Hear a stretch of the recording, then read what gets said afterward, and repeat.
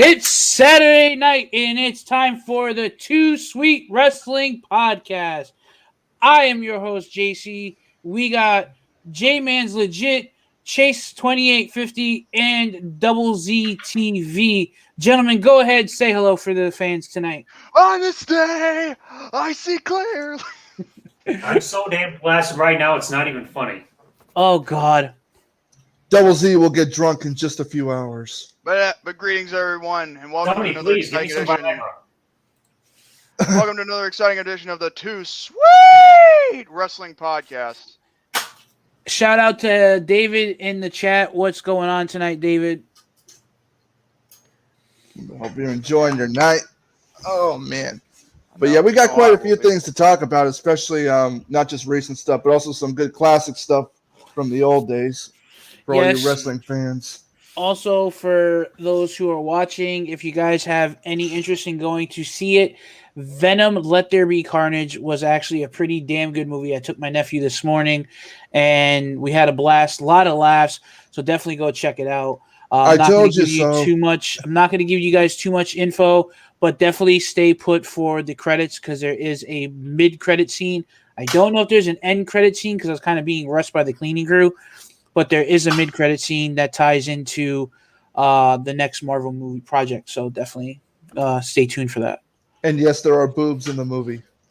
What's up, Wrestling Snowman and Nick? No, that's what Venom should do, like boobies. But it is a good movie, yeah.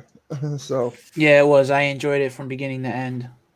When we think about it, like when you look at Psychopaths, like what was his name that played as Woody Harrelson? Yeah, he was pretty good. So, but even so, Hey, it's the Ayatollah of Coca-Cola. Damn straight, motherfucker. While I'm the Ayatollah of Pepsi-Cola. Boo! You know what? It's the red brand versus the blue brand. And I'm the one, Fanta. God, it's SmackDown versus Raw! And I'm Juan Fanta. Definitely talk about the draft. So yeah, unfortunately, I was not able to tune into that, but I saw some of the highlights on YouTube, and if I'm not mistaken, I overheard that New Day was drafted to SmackDown. Yes, and Big E's on Raw. And Big E's on Raw. So maybe they'll kind of break away from the New Day now, and they'll let him do his own thing. Other than or at the end of the day, I just feel like why keep them apart when you realize that Big E could have a 3-on-1 disadvantage against him? Like, like he's got Bobby Lashley to deal with apparently, and on top of that, there is the Hurt Business that's now back together as a trio. Like nobody asked for that, and hey, I like the Hurt Business. It's the Beatdown Clan 2.0 from TNA. Shout out to Miguel. What's up, Miguel? And Fernando. Hello. It's led by MVP. It's got Bobby Lashley in it. Now it may not have that other guy. What was his name in the Beatdown Clan? I know who it was. Shelton Benjamin. Not Shelton Benjamin. No. Conan. Wait, what? He said Conan. Was Conan? Conan wasn't in the Hurt Business. Well, then again, I wouldn't know. I don't watch fucking Impact. Cedric Alexander? Cedric Alexander. No. It was someone else. Dang it! I had the name. It was another Shelton guy. Benjamin?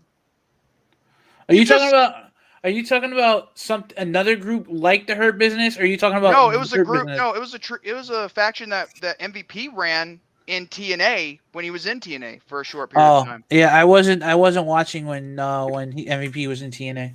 Here, I'll look it up right now. Freaking research. I've said it before. Like I have not watched Impact since like 2009. I stopped watching like right around 2012. I stopped watching because of the whole Aces and Eights shit that wouldn't fucking end. In the Beatdown Clan. Then you got like Bully Ray dating Hogan's daughter, playing with her implants from time to time, and then everybody's better get himself tested then. Think Bubba, that too, and make sure his hair and it was Kenny King. Kenny King, thank you for reminding me. Yes, Kenny King from the Beatdown Clan. Now we know Double Z's mind is working well tonight. Yeah, I'm least- thinking at with the least he right doesn't- head this time. Well, at least he does a thing called research, Chase. Well, I went to San Antonio High, so they didn't teach me how to read or do research. That makes no difference. Oh, but also Rey Mysterio and his son going to Raw. You think that was a good idea? I believe so, because after all, they already got the SmackDown tag team titles. I mean, the Raw tag team titles to help build their father-son duo. It's good, and it gives Dominic a way to, to branch out more into the business. And whenever his father's done, I'm guessing he'll go after singles titles. Yeah. Also, like, how long can they? I think Dominic could be a good factor for the company. I mean, like, as long as they play their cards right with him. But there's also one wrestler that I'm actually putting a lot of confidence in to actually be a good face of the company of no matter what brand, even though I think the brand extension should end because they already have competition with AEW. I'm putting a lot of money on Austin Theory. And he got drafted. Yeah, he got drafted from NXT to Raw, I think. I need a Yep. Yeah. So I've got the results right here on my All computer. day. And even though Jeff Hardy got drafted, I don't know if they'll do more with his career right now. If they'll do anything good with him, we'll see. I just not keeping my fingers crossed. They'll do something. I mean, after all, at least he's on SmackDown where it's actually more watchable than anything. So That, and also the part where hold on, Brock Lesnar's promo. What'd you think of that? He actually did a pretty nice promo. Yeah, roid raging retard saying he's a free agent. Yeah, let me just tell you this: if you don't want to be on Raw and SmackDown, then get the hell out of the company. Well, we all know he's we all know He's only he's there not, to get paid anyway. we all know he's there. He's SmackDown right now because he wants Roman. They already have Roman and Lesnar booked for Crown Jewel. Now, Did they ever have a problem with him being on either show? Because the last time I checked, ever since he came back, he was mostly on Raw, and like, why not just go to Raw? Since it's the only show that could only have guys because like 3 hours. when they did the draft, when SmackDown went to Fox wanted Lesnar on SmackDown. Yeah, and that didn't even last that long. Yeah, because the next thing you know, a few months later, he jumped back over to Raw with the WWE Championship after winning it from Kofi so fast. And now we're starting to understand why the draft and this whole brand extension is still going, because you got USA Network versus Fox. You got two TV companies, or actually, excuse me, distributors in competition? This ain't 1995 to Networks. 2001. You have two and this networks. isn't 2019 to 2021. This ain't Nickelodeon versus Cartoon Network. And this ain't even Disney Channel versus PBS. If you grew up in the 90s and you were a broke motherfucker, then you would be loving the Fox network. Besides, wouldn't they would benefit more if the brand extension ended, and plus they could do whatever they wanted with Fox just to get more matches and do better storylines if they wanted to. Yeah, true. What's up, Peter? Put your shirt on. Hey guys, remember JC's Put your shirt back on, years Peter. ago. Hope all is well with you all. Everything is good, Peter. Hopefully everything is good with you. Welcome to the stream. I don't think that's the real Peter, that Peter Gilmore. No, it's a troll under a different name. As long as he doesn't bring up the fact that Peter likes to do videos shirtless. Elite, you got us as mods. Yes, I do. Okay. Well, then again, what's the problem with only telling Peter he needs to put his shirt on? Well, yeah, there's nothing wrong with that. But I'm just saying, like, if any dumb idiots come in and say something stupid, To be honest with you, if the troll's name is "Put Your Shirt On," then Peter, put your shirt on. Well, yeah, Peter has done. I got a chant for you. Hold on. Here's a chant for you. Put your shirt on. Put your shirt on. I wonder if they ever did that to Scott Steiner when he came in WWE in 2003 and they saw the gap in his chest. No, that's what they would tell Hulk Hogan. Oh man. No, but yeah. So we know that Charlotte Flair apparently drafted from Raw to SmackDown at still the Raw Women's Champion. I have no idea what they're doing with this, but I swear to God, if they have her and Becky trade belts just like they did with the SmackDown and Raw champions of the tag divisions, like they did last year, I will freaking lose it. See, I don't like the idea of titles not being won and lost in the ring. Okay, I don't like the fact that you're gonna trade championships like you're trading a trading card or something like that. Okay, I like to see them won and lost in the ring, and if you're gonna do something with them, vacate the titles, make tournaments for the separate titles, so that way they can stay on their respective brands. There, now my belt's just traded shoulders. I should be getting my new leather strap in the next better for me to 2 or deal 3 with weeks. you than deal with somebody else. It's actually nothing to do with Peter Gilmore, although it's a parody name from some other YouTuber and another community. Me and Peter G are cordial with each other. That means cool. Well, that's what's up, bro. Definitely. Anyway, but Bianca Belair, I don't know why she's been drafted from SmackDown to Raw, and Drew McIntyre. Now this was a shocker to me. Drew McIntyre is drafted from Raw to SmackDown. I thought we were going to have a teaser of him versus Big E at a future event, maybe, I don't know, Crown Fool, I believe, but you know. That's what's up, Peter. If you like what you see and you want to be a part of the chat, you're more than welcome. Just go ahead, smash that like, hit the subscribe button, click the bell. Edge, he's drafted from SmackDown to Raw. I wish he'd stay on SmackDown because it'd give SmackDown, like a better, quality, because I feel like he was more at home with SmackDown than with Raw, if I'm being perfectly honest. Because when he first, the first brand extension, he was Thank on you, man. SmackDown. I appreciate that love. And the reason why he got drafted was because he was coming back from injury, from neck injury in 2004. And he was on Raw for like maybe 2 to 3 years. And then he goes back to SmackDown. He's there for more longer time, and then he's back to Raw. But then they put him back on SmackDown. Just keep him on SmackDown. Like if you don't want him on Raw, then keep him on SmackDown. Keep him the hell away from Raw. I'm not a freaking therapist, but golly, I know how to book a draft. All I gotta do is spin the wheel and see who's going to Raw, who's going to SmackDown. Like, the only thing they even did with putting him back on Raw for a little bit in 2010 was they friggin' turned him heel by having a feud with the fucking anonymous Raw GM and smashing the damn laptop with a steel chair. Before that, he was in a feud with Randy Orton. Yeah, but it's like the feud with Orton, then he did the stuff at SummerSlam, and then he's beating the crap out of the friggin' laptop with a chair because he's so pissed off. And it's like, oh, you're going to SmackDown, we're trading you for Punk. That's funny. Not gonna lie, I kind of like that he did that.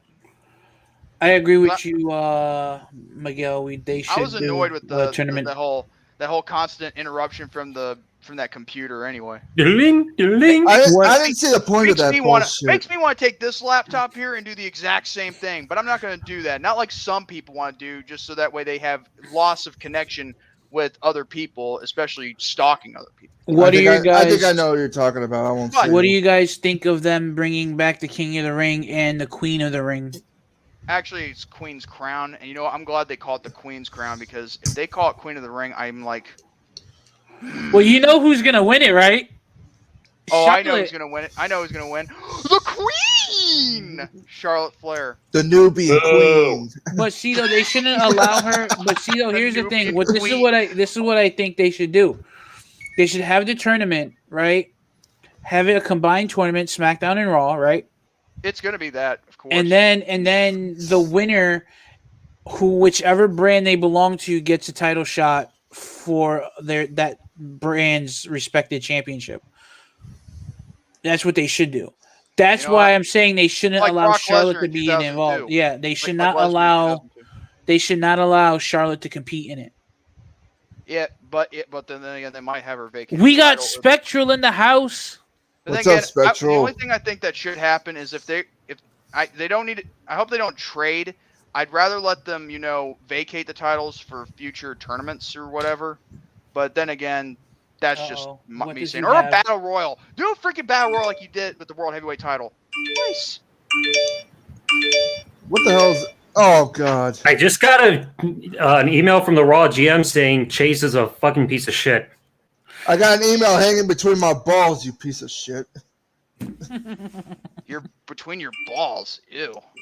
Oh, wait. Shut up. Another email from the Raw GM. Chase 2850, go fuck yourself.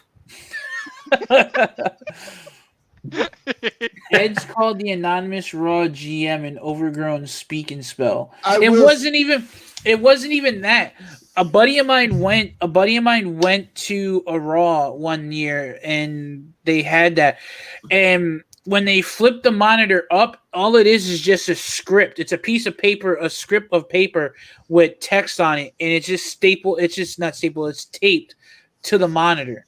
So he's not even was on the reading a keyboard. computer Like, screen. you could see that on TV. It's like they had something on the monitor, but then you look down at the keyboard and you could see a piece of paper right there where they were looking down at it and reading off the fucking script. Yeah, That's you so would. stupid. It's like you could just read it off the screen, but instead you got a paper here saying, "Oh, I got an email from the Raw general manager. Apparently, fucking Michael Cole likes to take it up the ass." That's not the only botch they've ever done. You ever remember? If you guys remember back in the day, like during the Authority, Stephanie was on the phone, right? Well, guess what? When she was on the phone, it was actually on her home screen. I remember that. What? Oh. Yeah, she was like trying to be a phone call, and it said she's like the whole time you could see her phone kind of like here, but it's just a home screen the whole fucking time. It's like, bitch, you fake an orgasm, but you can't easily fake a fucking phone call. Damn. By the way, was any update on Triple H? She's still alive. As far as I know, Nah, He seems to be doing okay. But anyway, here's the other Still. draft that happened from NXT to SmackDown. Hit Row, Isaiah Swerve Scott, Ashanti, the Adonis, and Top Dollar and B-Fab. And also, they're an intergender stable, but get this. Isaiah Swerve Scott is the North American champion of NXT. Meaning, this is the first time we see the NXT North American champion being drafted to a different show. next pay-per-view or at the next NXT takeover, he'll lose the championship probably. Or they'll just vacate it and do a battle royal, like I've been saying this whole time. Even though some no, but here's agree an with my idea. interesting question though. With NXT, Triple H is not there, and you got Vince and what's his face running it. Do you feel like? Oh, you mean Brother Vince, Love? Vince I Dickman love you. You mean Vince Dickman and Brother? I Love hate like everyone. Nutsack? Hold on, I got Bruce Pritchard on speed dial. That's No. not a rib. No, but my question is though, do you think the NXT superstars are happy that they're going to Raw or SmackDown? Really getting drafted? Do you think they feel safe by doing that? Nobody does. I mean, look at Tommaso Ciampa. He said he would retire if getting brought up to the main roster because he doesn't want to deal with that shit. So I think like when Triple H was around, people felt safe with NXT, and if you're a young person wanting to go to WWE, you don't really. No, a lot of people don't trust them with their careers now. It's not. Yeah, the same. they trust Triple H more because he's more in touch with like what can be successful. Vince, the only thing Vince knows is like whatever makes him laugh is what he'll put on TV, no matter how fucking stupid it is. Oh, somebody just shit their pants. It's such good shit. I'll make them a main eventer even if they look like a goof. I think nowadays he's wondering what is shit now. It's The almost only 80 thing I years will old. say though, the only person I have high hopes for is Austin Theory being on Raw. I mean, like Austin Theory has won a lot of heavyweight championships within the indies, and one of them happens to be one of our most beloved indie promotion that got shut down, Evolve. I had a buddy of mine who actually went to a couple of Evolves, and he said he loved it. He absolutely loved going, and which was pretty cool. That should have never bought I it. wish this Pikachu would evolve. Yeah, evolving to Raichu. But anyway, one thing I will say though, what was the point No, in Pichu. being a? You guys shut the hell up. Anyway, the only thing I could not understand is, okay, so you want to partner up with this indie promotion, but then all of a sudden you want to buy it? Like, what? Since when did indie promotions become a threat to a multi-billion-dollar company? WWE will just buy pretty much anything. They freaking bought Georgia Championship Wrestling back in like the 80s or 90s just to freaking take their TV time slot. Yeah, But no- but this is the same company that did buy that, but also bought WCW, ECW. Those were the only two major threats. People kept, for years marking out for, those little Vince McMahon lovers that love to ride his cock and, finger in his butthole. They would love to, to keep saying, oh, Vince McMahon's going to buy TNA. He's going to buy Impact, but it's never happened. So why have the idea for him to buy indie promotions when he could have bought other major wrestling promotions that could have been a major threat to him, but not anymore? Or just put them out of their misery. It's like Old Yeller, but the difference is we don't have to worry about a dog. We have to worry about a bitch named Vince. Apparently, also Thanks, Shane has Stacey. left WWE. Oh, did he? Apparently so. Again. Yeah, Who did now? Shane McMahon. What Interesting. happened with Shane? I'm not sure, but apparently he's left WWE. There goes the money. He got in future endeavored. He's got other businesses. He's invested in some other stuff, so that might be the reason. Or Well, that was the reason why he left in 2010, I think. It's like, who knows what this reason is. Yeah. Right. Then when I What's think about up, Charles, the ringmaster? another big debate that's been going on as of late was Daniel Bryan's recent match in AEW, comparing it to all of his other matches in WWE. Did you guys see the thing on Facebook regarding Daniel Bryan? How referee Aubrey Edwards was there there the night he announced his retirement in the WWE. Mm-hmm. And then she refereed his debut match in AEW. Yeah, I thought that was pretty cool. But either way, Alrighty, so are you guys ready to begin the topic, the pay-per-views?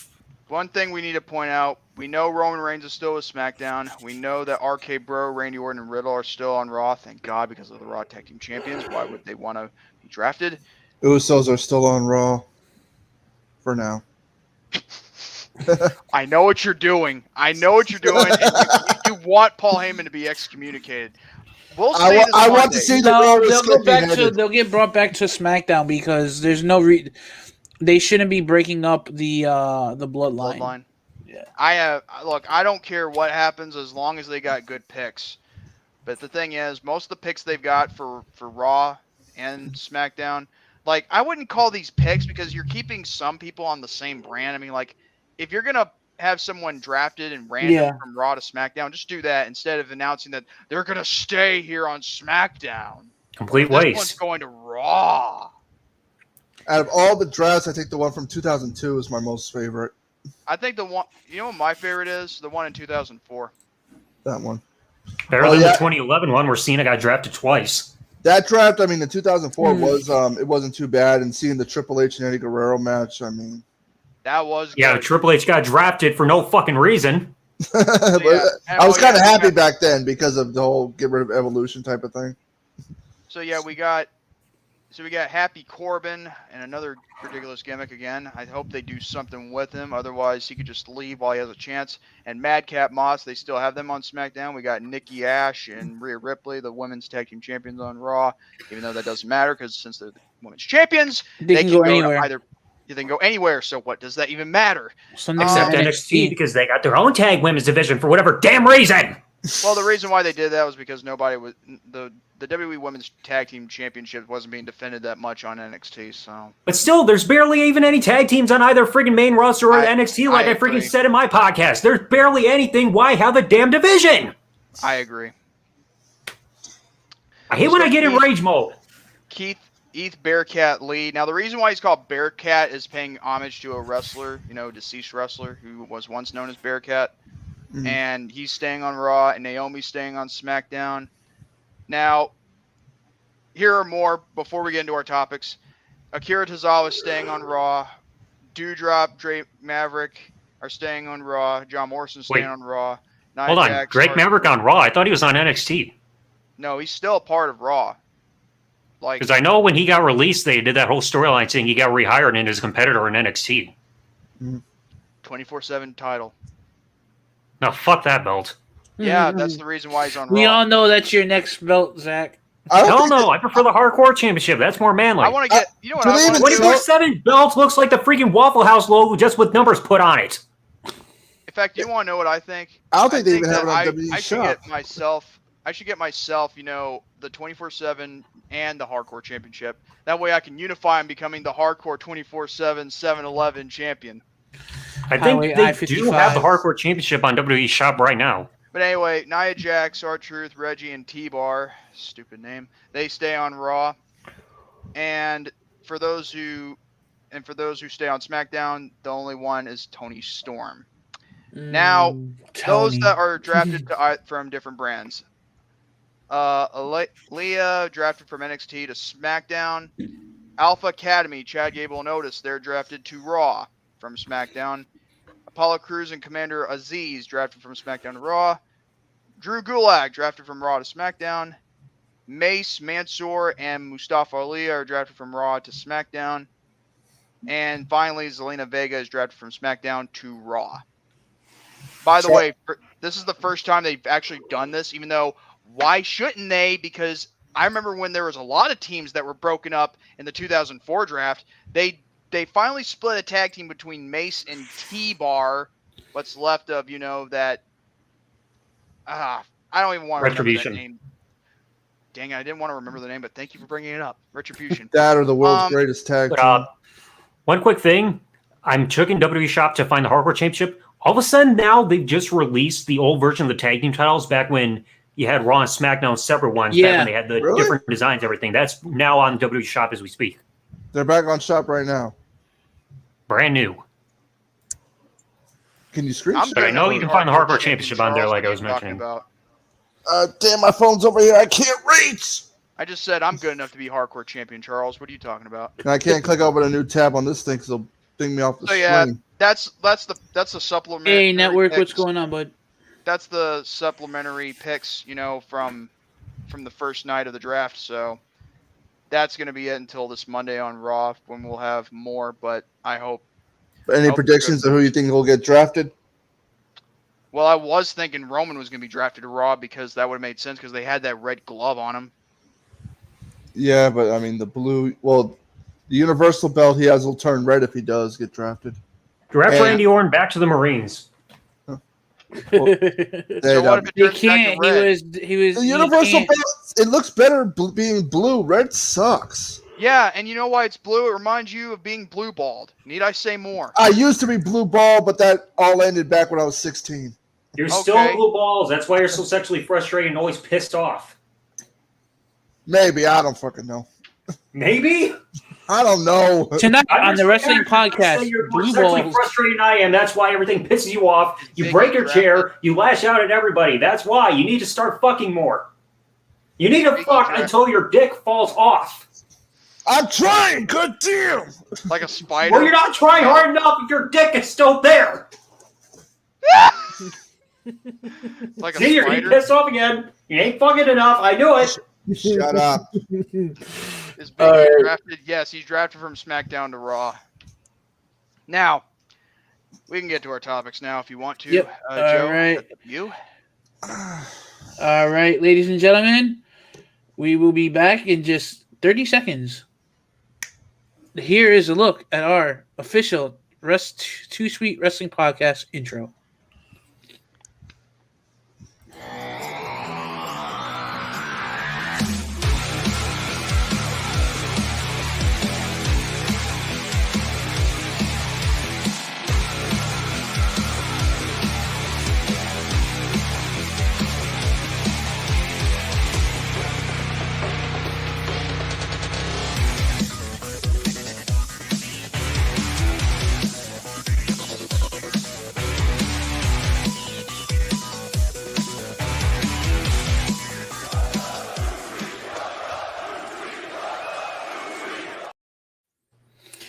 And we're back. Badass intro. That intro actually made me feel better, so no more wanting to wrangle someone by the neck. I feel better.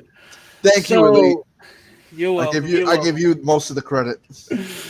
So the first topic is going to be WCW's Spring Stampede 1997.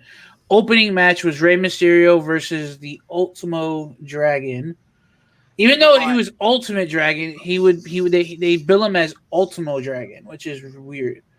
Keep in That's a mind, match I would give like out of 5 stars. I would give it like a 4, almost 5, 4 to 4.5. I was gonna say, right, this topic. The reason why we're doing these reviews is basically what I, expressed a couple of weeks ago here on Two Sweet Wrestling Podcast, where we would do reviews, of all pay-per-views every now and then, and that's why we're doing this.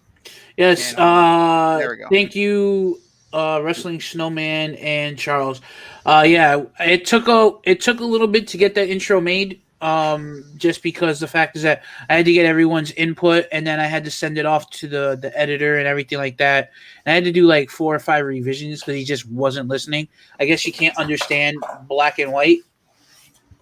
Now things take time. No need to rush stuff. Like time tells the truth. He had 2 weeks. As far as I'm concerned, this is how we're doing it. We're doing WCW first, then ECW, and then WWF. Yes. Okay? Because that's how it is in chronological order. Because I came up with the idea. I wanted to do this for Rant and Rave, but then again, I didn't want to take too long with it. So I decided to have it put here, so that way it could also help expand both the content for both Joe, EliteJC TV, and also for Two Sweet Wrestling Podcast. Zach, what are you? What He's got his boobo vision on.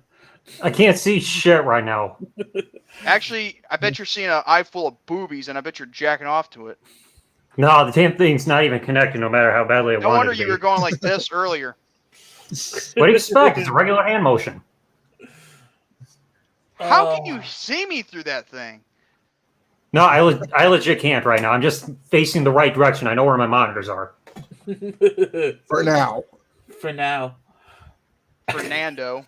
But to the first part, like I said, the Dragon, Ultimate Dragon versus Rey Mysterio. One thing I'll add to that is, how familiar are you guys with the WWF Light Heavyweight Championship back then? I was a little bit.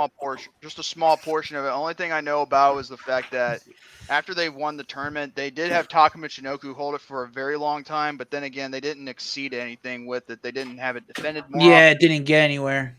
When it went to WCW, I don't think they really talked much about it. They just knew that this person had it with all these other belts, and nobody really talked about it. On top of that, the only time they ever showcased it more was sometime maybe in the 2000, I believe, and I think this is when guys like Dean Malenko won it, and they actually made it worth watching. Thanks, Spectral. I appreciate it, bud. So now as for the first match, Mysterio versus Dragon. Yeah, so I was watching the match, and there was actually something kind of interesting that they mentioned during the match, that they had 2 matches prior to this one, and both of them had a 1-up on each other. I believe, I'm not mistaken, they said Ultimate Dragon won the first match, then Ray won the second match. This was a pay-per-view only. And then, if I'm not mistaken, Rey Mysterio actually won this match. So he went up 2-1 over the Ultimate Dragon. That's a good way to have a rivalry end like that. When you have a series of matches, like whether it's like 2 to 3 matches, it's good for you to end it on a pay-per-view rather than end it on just television. Because plus, what's the point on ending it on television when you can get more buy rates, not just viewers on television? Because that's what makes the buy rates grow. You need interest within a rivalry in order to build a pay-per-view up. Same thing with MMA, kickboxing, boxing, you name it. Oh yeah, for sure. I give this match. As for the match, I'd give it a 4.0. Just because I was always a fan of Rey Mysterio, especially in WCW. I always loved his matches. I don't think he had a lot of bad matches in WCW. And I definitely think the cruiserweight is what really got me into. The cruiserweights actually is what got me into watching Nitro, WCW, and Nitro in general, and Saturday night WCW Saturday nights, was because you didn't have to be a high flyer to hold the cruiserweight championship. You just had to be under that weight limit. And I think, if I'm not mistaken, Dean Malenko was cruiserweight champion for a while as well. And oh my god, man, Dean Malenko, dude! If they had him still wrestling, if he was still wrestling to this day, I don't think WWE or any wrestling in general would be the same, because the fucking guy was a beast in the ring. The guy could still go today if he was in proper shape and probably had better, physique. But one I thing think now he has joint issues right now and stuff. Yeah, Dean Malenko, in my view, is like one of the best light heavyweight wrestlers and cruiserweight champions I have ever seen in the ring. And I'm actually thankful that his story, in ECW was better told with Eddie Guerrero, because had they had ECW, and Eddie, have Benoit and Guerrero, you wouldn't be seeing memories of, of ECW the same way ever again. Oh yeah, definitely. And speaking of Malenko and Belenko and them, he actually had a match later on in the same card. Well, we'll get to that. Yeah, we'll get to that. But as far as how I give this match for Mysterio and Ultimate Dragon, I give it a 4, but I also give it a 4.5, like a 4.5 out of 5. See, WCW was willing to give them that match, but I don't think Vince was willing to give them that at that time. Dean Malenko Shut was the hell kind up in of the live chat, bland. you. I'm just kidding. I don't know who you are, Charles. I'm just being funny. You're entitled to your opinion. I'm not gonna bash you. I'm just being funny. No, but like if you remember that match, it was the opening match, and it was a good match, and it really Try caught people's eyes. Try not to showcase comments too much, otherwise you'll Yeah, I just realized that. Yeah, don't let yourself get distracted because that happens sometimes. No, it just blocked your upper half. Yeah. So yeah, because I hit the thing. I didn't know that showcasing the comments made change the thing. Wow. But to answer that comment, actually, character-wise, yes, his character was very bland. Hey, Eric Lima. But in his in the ring, he was great. Just his character, because he didn't really rely on his character as much, because his in-ring talent. Double host 7. What about a promo? Do you guys got a favorite promo from Dean Malenko? Of any kind? Because I can't think of one right now. I can't. I have to look back on some ECW, WCW, and WWF stuff before I even go that route, because WEML, welcome to the stream, buddy. He was, like Zach's saying, he wasn't much of a promo guy. He was more of a guy who would let his action, let his words in the ring speak for him. As in the actions, not words. Those are, actions speak louder than words. So But promos are beneficial. They do help. Yeah, they can help. Yes, for mic skills, but still at the end of the day, sometimes the best wrestler or the greatest wrestler doesn't have to have great mic skills to be great. I also don't think WWE really needs to have all their superstars have a writer with them. This is what I believe.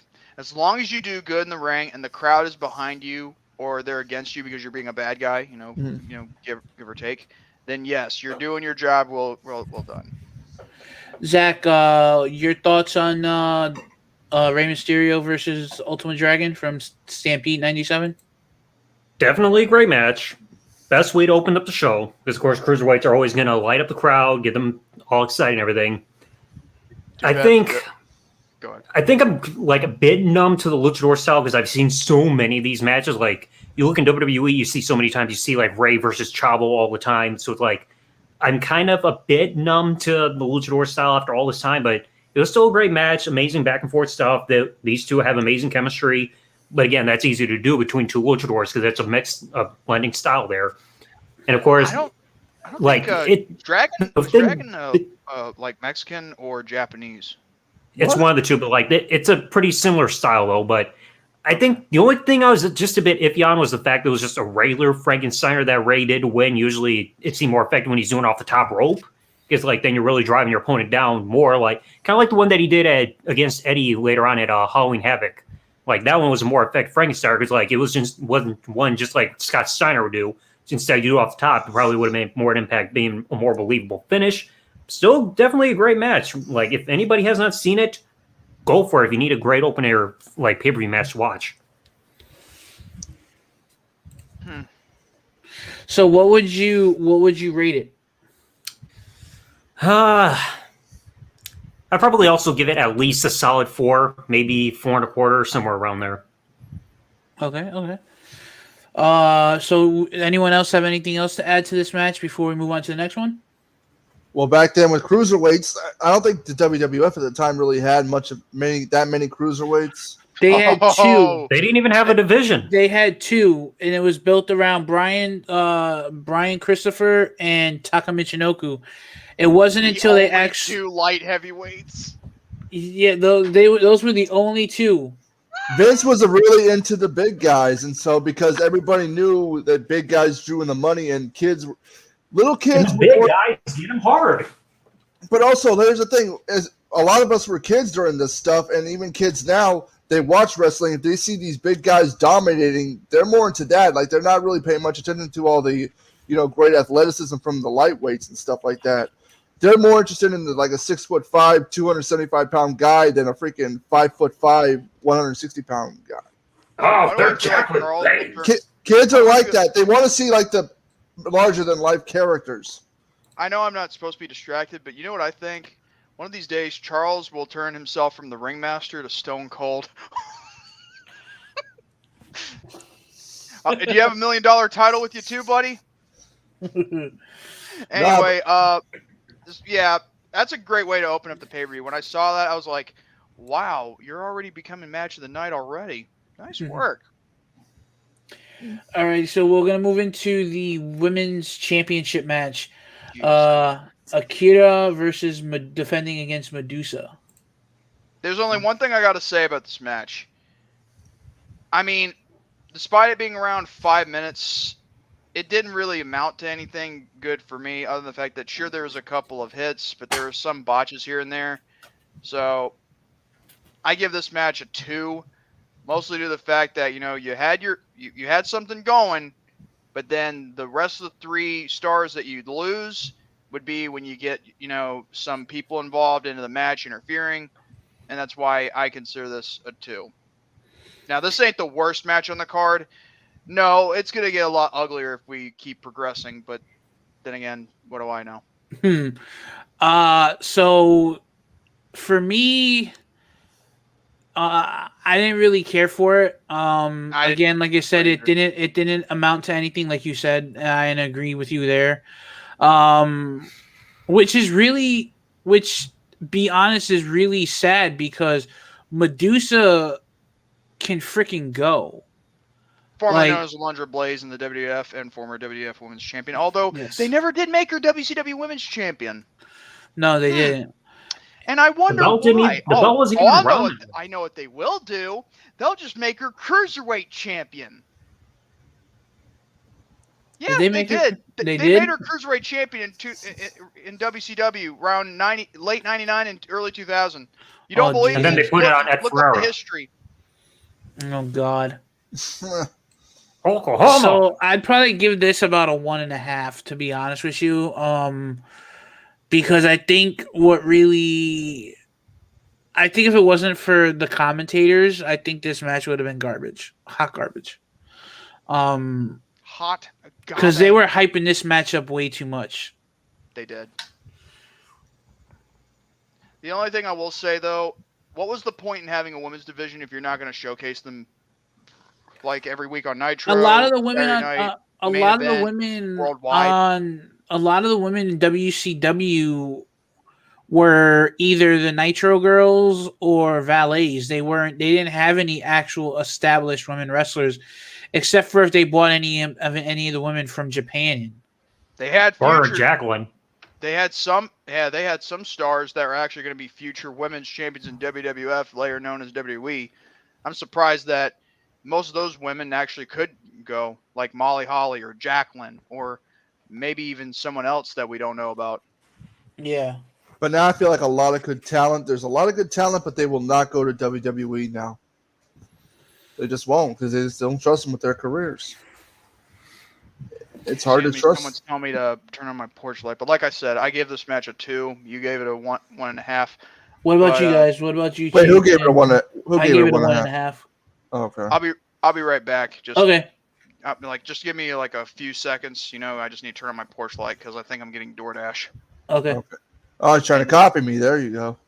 No, we've been doing this way longer before you started, and no, it's not Sundays from freaking McDonald's. Hey, I can order Chipotle or whatever I want. Yeah, because you're a grown man. Mm. Yeah, I am, and I'm too much of a lazy fuck to cook tonight. It's the weekend. Oh. So what did you guys think of the match? I won't say much to it because I really didn't pay attention. Okay. And I'll admit that the one show, the show that they did when I will say like Brock did a nice pretty promo with Heyman and all that before gave Heyman the F5, almost did, but they also had that 10-man tag thing match. Remember that? What was it called? 10-man something. Shout out to David in the chat. A lot of people Did someone say McDonald's, Mickey D's? I'm hungry, Jordy boy. No, if I order food now, I think I might just David's get Chinese me right now because I think who because my mom is actually getting McDonald's. Your mom is a good woman. Yeah, she is. By the way, those who keep thinking that she's bad, go F yourselves. Anyway, who you think she's bad? You gotta be fucking messed up. Certain individuals. I don't want to get into it. This is a podcast. So, yeah. Regarding the women's match, I absolutely did not care for it. Don't know when the world the build was. I'm looking at the history even of the championship itself. The championship only lasted a little over a year. So if you were not watching the pay-per-view around this time, you would have really known that there was even a women's championship in WCW. Because like JC was saying earlier, women were just either the Nitro Girls or valets. You barely had any women that wrestled. And then you even look at the finish, it makes you remember that Luna Vachon was there very briefly in WCW. Like, I forgot she even did that because the next year she was back later that year she was back in WWF signing with freaking Goldust. I didn't know she was in WCW either at that time. Formerly known it's a blink and you miss it. Oh my god, the artist formerly known as Goldust. Like the match I did not care for. All I remember was the fact that Luna got involved and Sonny Ono got knocked off the apron. That's literally all I remember from this match. Okay, Joe, there's only one thing I liked about the artist formerly known as Goldust. It was a little bit of a step up from the original Goldust character, but at least you had him doing some stuff that you never expect him to do, even with the original character. I give Dustin all the credit in the world for going out there and doing half the shit that Vince wrote him to do. Goldust is an asshole. Like when he came out and I think it was I forgot what pay-per-view it was, and he read Green Eggs and Ham. I lost my shit. I was laughing so hard. Hold on. You know what? No, it's not Goldust anymore, Zach. It's Ruby Dust because he's red on one side. Same person, same asshole. Dustin Rhodes, Dustin Reynolds, Goldust, Ass Dust, Goldass, artist formerly known as Goldass. I don't give a fuck. I've hated the guy for 10 years now. Fuck him. Wait, what's your problem with Gold? Wait, what's your problem with He fucking blocked me on Twitter on my birthday back in 2011. Why did he do that? What did you do to him? I just sent one tweet to him asking if I could get a birthday, happy birthday tweet, and he fucking blocked me for it, and I've been blocked ever since. I sent him one tweet, no spam or anything. One tweet, he fucking blocked me for it. So I'll tweet to Goldust and I'll say, hey, Bato, it's my birthday. Can I get a shout out? He'll block you. Guaranteed. Wait, hold on. Now someone's saying Goldust is the kind of person who will block anybody. I saw something over on Facebook where he was selling old ring attire and everything, from his past days. Somebody left a comment saying, "Oh, do you still have the attire from when you were Black Rain?" And he fucking blocked the guy because of it through Facebook. So if I just for mentioning the fucking Black Rain character from his TNA days. Okay. So if I leave a comment saying, "Hey, I still love your ex-wife," I'm gonna get blocked. Yourself, never invite Dustin Runnels on Rant and Rave podcast. There we go. Okay. Well, hey, if he's gonna be a jackass towards people, then what's the point in having him on Rant and Rave if for an interview? True. Anyway.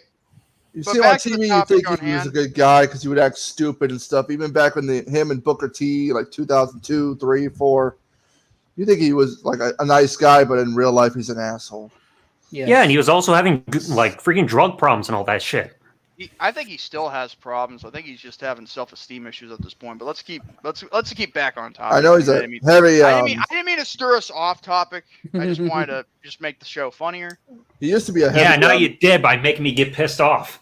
The only difference is when I get pissed off, I'm not breaking shit. When Ulysses is freaking pissed off, he'll break anything in sight. Yeah, but the only downside is I end up getting it fixed or paying for it. I'm trying not to snap, dude. All right, so we're gonna go into the next match, which was the WCW Television Championship match. Prince Iaukea defending against Lord Steven Regal. Okay, let me just say this. This match was like, how long was this match? I do not remember. I didn't write down the times. Let me look. I didn't write According to down the Wikipedia, it says about 10 minutes. They say it's under 10 minutes. I didn't feel like it was 10 minutes, but then again, so this match, I'm sorry, I give this a half out of 5, like as in a 0. Yeah, 10 minutes. Because, I mean, it's not the regards of 10 minutes. It's a matter of how much they displayed for 10 minutes.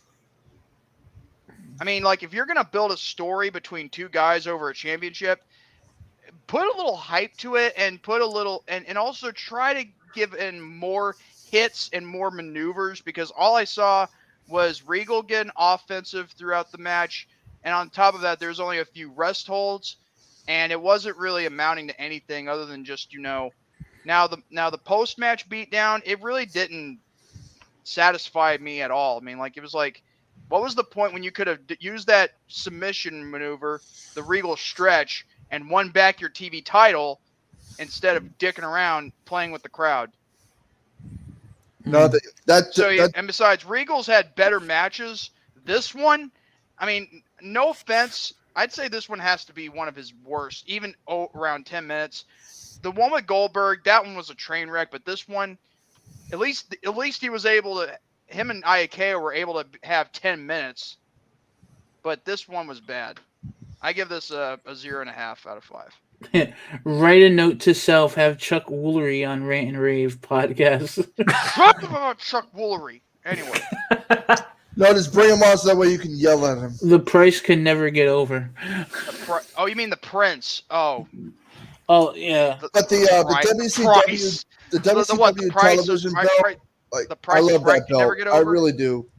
I did not care for this match. I thought it was freaking boring. I watched this match on my lunch break, mind you, and I'm sitting there and I'm like cringing through it. I look like someone, literally one of my coworkers walked over to me and they're like, "Are you all right, bro?" And I'm like, "Yeah, I'm just watching this shitty ass match from '97." He goes, "Why are you watching this random match from '97?" I said, "I'm doing it for my podcast." He's like, "Oh, okay." He goes, and he literally was like, "Oh yeah, I remember that match. It was shit." I'm like, wow. Price is wrong, bitch. Happy Gilmore to Bob Barker. Wait, what? Oh, fucking hell. Anyway, I'm typing on a phone, guys. Oh, it's fine. It's fine. I mean, we just joshing you, bro. Prince Iaukea, I get it. He was never an over guy, but he was with WCW until it's the closing, I think. Yeah, I think he was too. Anyone? A lot of guys were there until it's closing, like Alex. Sting? Right? Alex? No, not just that. I'm not talking about top guys. I'm talking about guys who never got over, like Alex Wright. Alex Wright was over with the fans, but he was never like the guy to be world champion. His dancing move like never appealed to me. Just like, like it just looks so stupid. If they had given him a proper layout in regards to his character within TV, they could have made him a world champion if they wanted to. Maybe they could actually have their first. But would he have been good? Would he be good? They even did a weird job rebranding him as that German character, whatever his name was. Yeah, and then he was also known as the artist formerly known as. Yes, Prince Iaukea was also known as the artist formerly known as. So I guess you could say WCW was taking some off of WWF. By also knocking off the Prince. That is Vince Russo for you. So what does that tell you? What do you guys think about this match? Chase Double Z. The one with Regal? Yeah. He's had better matches. It wasn't really it wasn't the best Regal match I've seen. Like the match that Regal had with Triple H in 2004 where Regal got bloodied up, I prefer that one than the other one. I hear you on that. What about you, Zach? Yeah, I don't remember anything from this match other than like that freaking finish and the beatdown. I don't know what Prince Iaukea character was or what this reason for this match was. I did not give a fuck about any of this at all. Could not keep my attention. Fuck this match. Burn it in hell and burn it with Prince Iaukea. Tell them how Yeah. you really feel. Well, hey, not other than Goldust, tell us how you really feel about Prince Ikea. Wait, hold on. Vince Russo did not kill WCW. WCW was going down with or without him. Honestly, Vince Russo look, kind of Vince did do Russo- it when they made him champion. Like, why would Okay. you make Vince Russo the heavyweight? Some of his here's decisions helped make a contribution to the status of the company. Yeah, there were some decisions he made that brought WCW going down anyway. What really killed it was that he let a lot of the top guys like Nash, Hall, Hogan control have a lot of creative control. Bischoff. No, Bischoff was the one who did that. Yeah, they allowed them to have. They allowed the NWO to book their matches, and the WCW allowed them to book their matches. And unfortunately, you kept the wrong people on top and bled the company dry of all their money, and then they fucking left. It was because of that reasoning why Benoit, Malenko, Perry Saturn, and Eddie all left at the same time and went to WWE. Yep, and this was all. And you know what? They didn't see themselves getting any higher than what they were. They left after Benoit had, beaten, Sid Vicious, to be the WCW champion. However, that Benoit was still going to leave, but I think WCW was just doing it just to hoping he would stay. But like, no, Chris Benoit just gave up the belt and left. It was more because of the whole thing with the Taskmaster, probably a bit less than about who else was on top. That's not. Why would they give the Benoit the title before he was already leaving? That was not the reason. They wanted to convince him to stay. That's not the reason why Benoit also left. The reason why he left was he was going to stay, but until they told him that they were going to have to vacate the title or have him drop it to Sid Vicious, because of that controversial thing where Sid's foot was under the bottom rope, even though I prefer that to be not relevant, but yet they wanted to have him drop the belt to Sid the next night. And that's when, he left WCW, and dropped the belt, like vacated it. In fact, the WCW actually claimed that the controversial finish, I'll get that in a minute, hold on, that the controversial finish, it was basically, like not recognizable of a win. So they decided to take his name from the history of the WCW title. But when the WCW got its rights purchased by Vince and the WWF, Benoit's name is in the list of men that won the WCW World Heavyweight title. Anyway, I'll be right back. But sadly, also, like I said, you got Vince Russo in the damn thing. Was that even explained why they made him champion? No. It was completely pointless because then the next Monday, or it was either the next episode of Thunder or Nitro, that's when he's in the neck brace and he vacated the belt. That he's the only man to be undefeated in WCW. But WCW, like I said, they made it with guaranteed contracts, and Hogan held the belt, and he didn't really defend it that much like he should have. No, and this was one of those pay-per-views where he didn't defend the title. Yeah. Are we all ready to move on to the next match? Yep. Go ahead. All right, let's get this ball rolling. The next match is Springs. It's the Public Enemy, Rocco Rock and Johnny Grunge versus Steve McMichael and Jeff Jarrett. This match, I didn't care for. I didn't.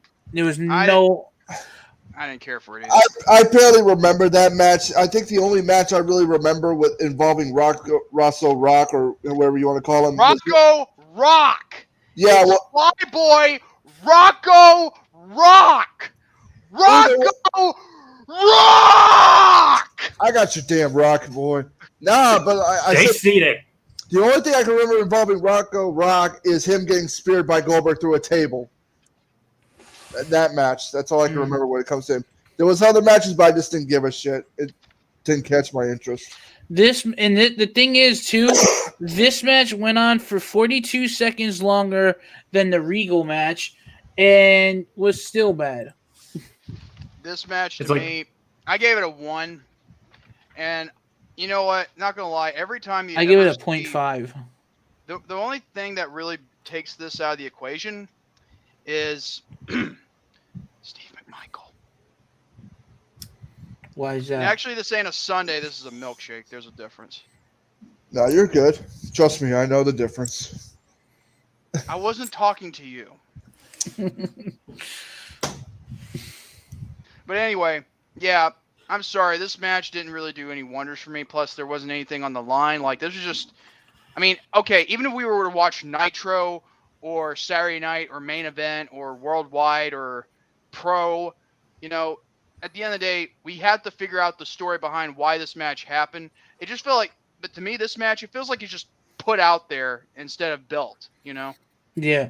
Because there were some matches that WCW would have were never really promoted, but they just put them on the spot, just then and there. I felt kind of bad for Jeff Jarrett in this match because he had to go out there with 3 other people and have a match where he was pretty much the best wrestler in the match. Now, I'm not going to take anything. Yeah, I'm not going to lie. Not going to lie. I'm not going to bash on Michael a lot because of what he's going through, but then again, I do have to say I'm not going to bash on him on his current state right now, but I do have to question his in-ring skills because he didn't really mount to much in the ring. He was just like, the reason why he's even was in WCW was obviously 1 for money, and 2, he was only there just to help out, you know, regards to if any other football player that can transition from the sport of football into professional wrestling, like Ron Simmons or Goldberg or anybody for that matter, then so can McMichael. But the thing is, McMichael, you thought Goldberg was bad? You ain't seen nothing yet. Now, wasn't McMichael originally an announcer on WCW before he got into the ring? Here's a little backstory for you. Did you know before he came to WCW, he was in the WWF at first, and he was WrestleMania 11. And I think he also was a special guest referee for the Main Event. No. He was just there at ringside. Special guest referee. He was there at ringside with the team, yeah. Okay. And I remember that too well because I've reviewed the show and I've had to relive the footage again. That show gave me fucking PTSD to the point where I shake and freaking sweat every fucking night. That pay-per-view that WrestleMania was the only one ever to be in Connecticut. Your Coke. Take a sip of That is the second worst WWE pay-per-view I've ever seen. Worst WrestleMania. I hate that show. I hope it burns in a fire. Zach. God damn. It makes me want to shit my pants in anger. But I don't want to do that because I don't want to stain my chair. It's a good chair. Tell them how you really feel. Take a sip of your Coke. Just take a little sip of your Coke. Simmer down. That ain't going to calm me down. Snip it, snort it, do what you got to do. But anyway, I got to say that McMichael, I just think that it was terrible with the Matt Goldberg bad. Oh my God. I'll say this, Goldberg was a big attraction, especially to kids. I mean, so. Yeah. I mean, you can't blame him. And like I said, at least Goldberg looked intimidating compared to Mongo. Yeah. There you go. And Goldberg did have some athletic moves. If you remember, like his first match, he did that backflip and shit. Yeah. So. What about you guys? What's your thoughts on this match, Chase and Double Z?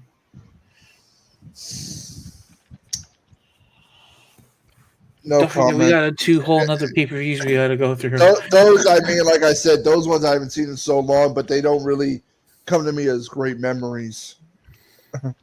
Memories.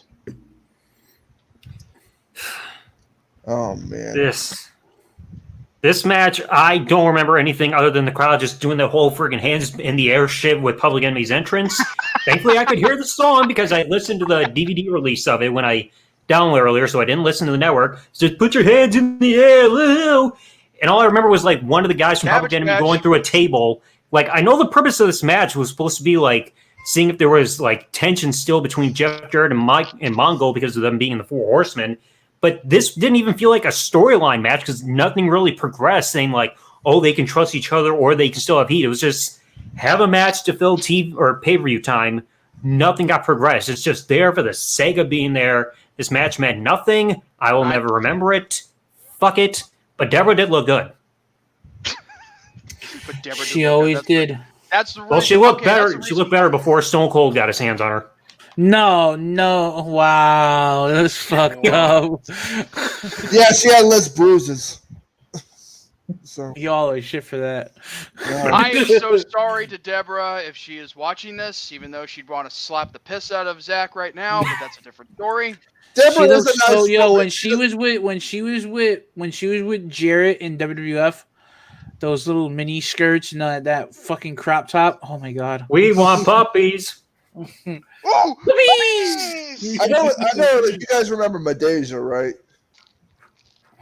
Do you remember her? Oh Madeja? yeah, that one of the women that was there with Scott Steiner back in WCW. Yeah, I mean, even though I know she got her lips done or whatnot, she was still a good woman. I'm sorry.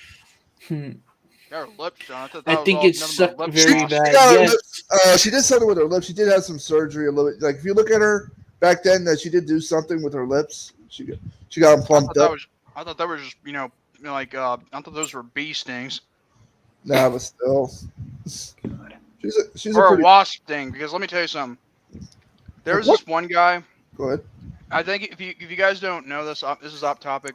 America's Funniest Home Videos. There's this black guy that's being shown on video where he's doing his exercise like running. Right? They're showcasing him. They got stung on the lip by a wasp. A few minutes later, he goes to check himself in the mirror with the camera. The rest is history. That's why I feel like that's what Madeja must have done with her lip. She got stung by a wasp. It's getting dark outside, so Kind of like That's what it like does the at personality night. with the Brock Lesnar T-shirt. I like this shirt. Shut up. But anyway, that's gonna be it for the match. I had to throw something on because, like I said, I got home from work and I don't want to be wearing a freaking long sleeve and all that crap. But anyway, since we're going to the next match, another match that actually was worth watching, the United States Heavyweight Championship between Dean Malenko versus Chris Benoit with woman. Hands down, this was match of the night. Outside of the finish, to me, this was match of the night. It was a great match. There was good storytelling. And what else can you really expect from Chris Benoit and Dean Malenko, but other than to be good technical wrestling? And that's what I always loved about seeing these guys work. Even when they were in ECW, Chris Benoit and Eddie Guerrero, they had great matches over there. They had great matches in WWE. But I like this match. I just wish that this match would have actually had a legit finish and didn't end the way it did with Kevin Sullivan fucking sticking his greasy fat ass in the fucking match.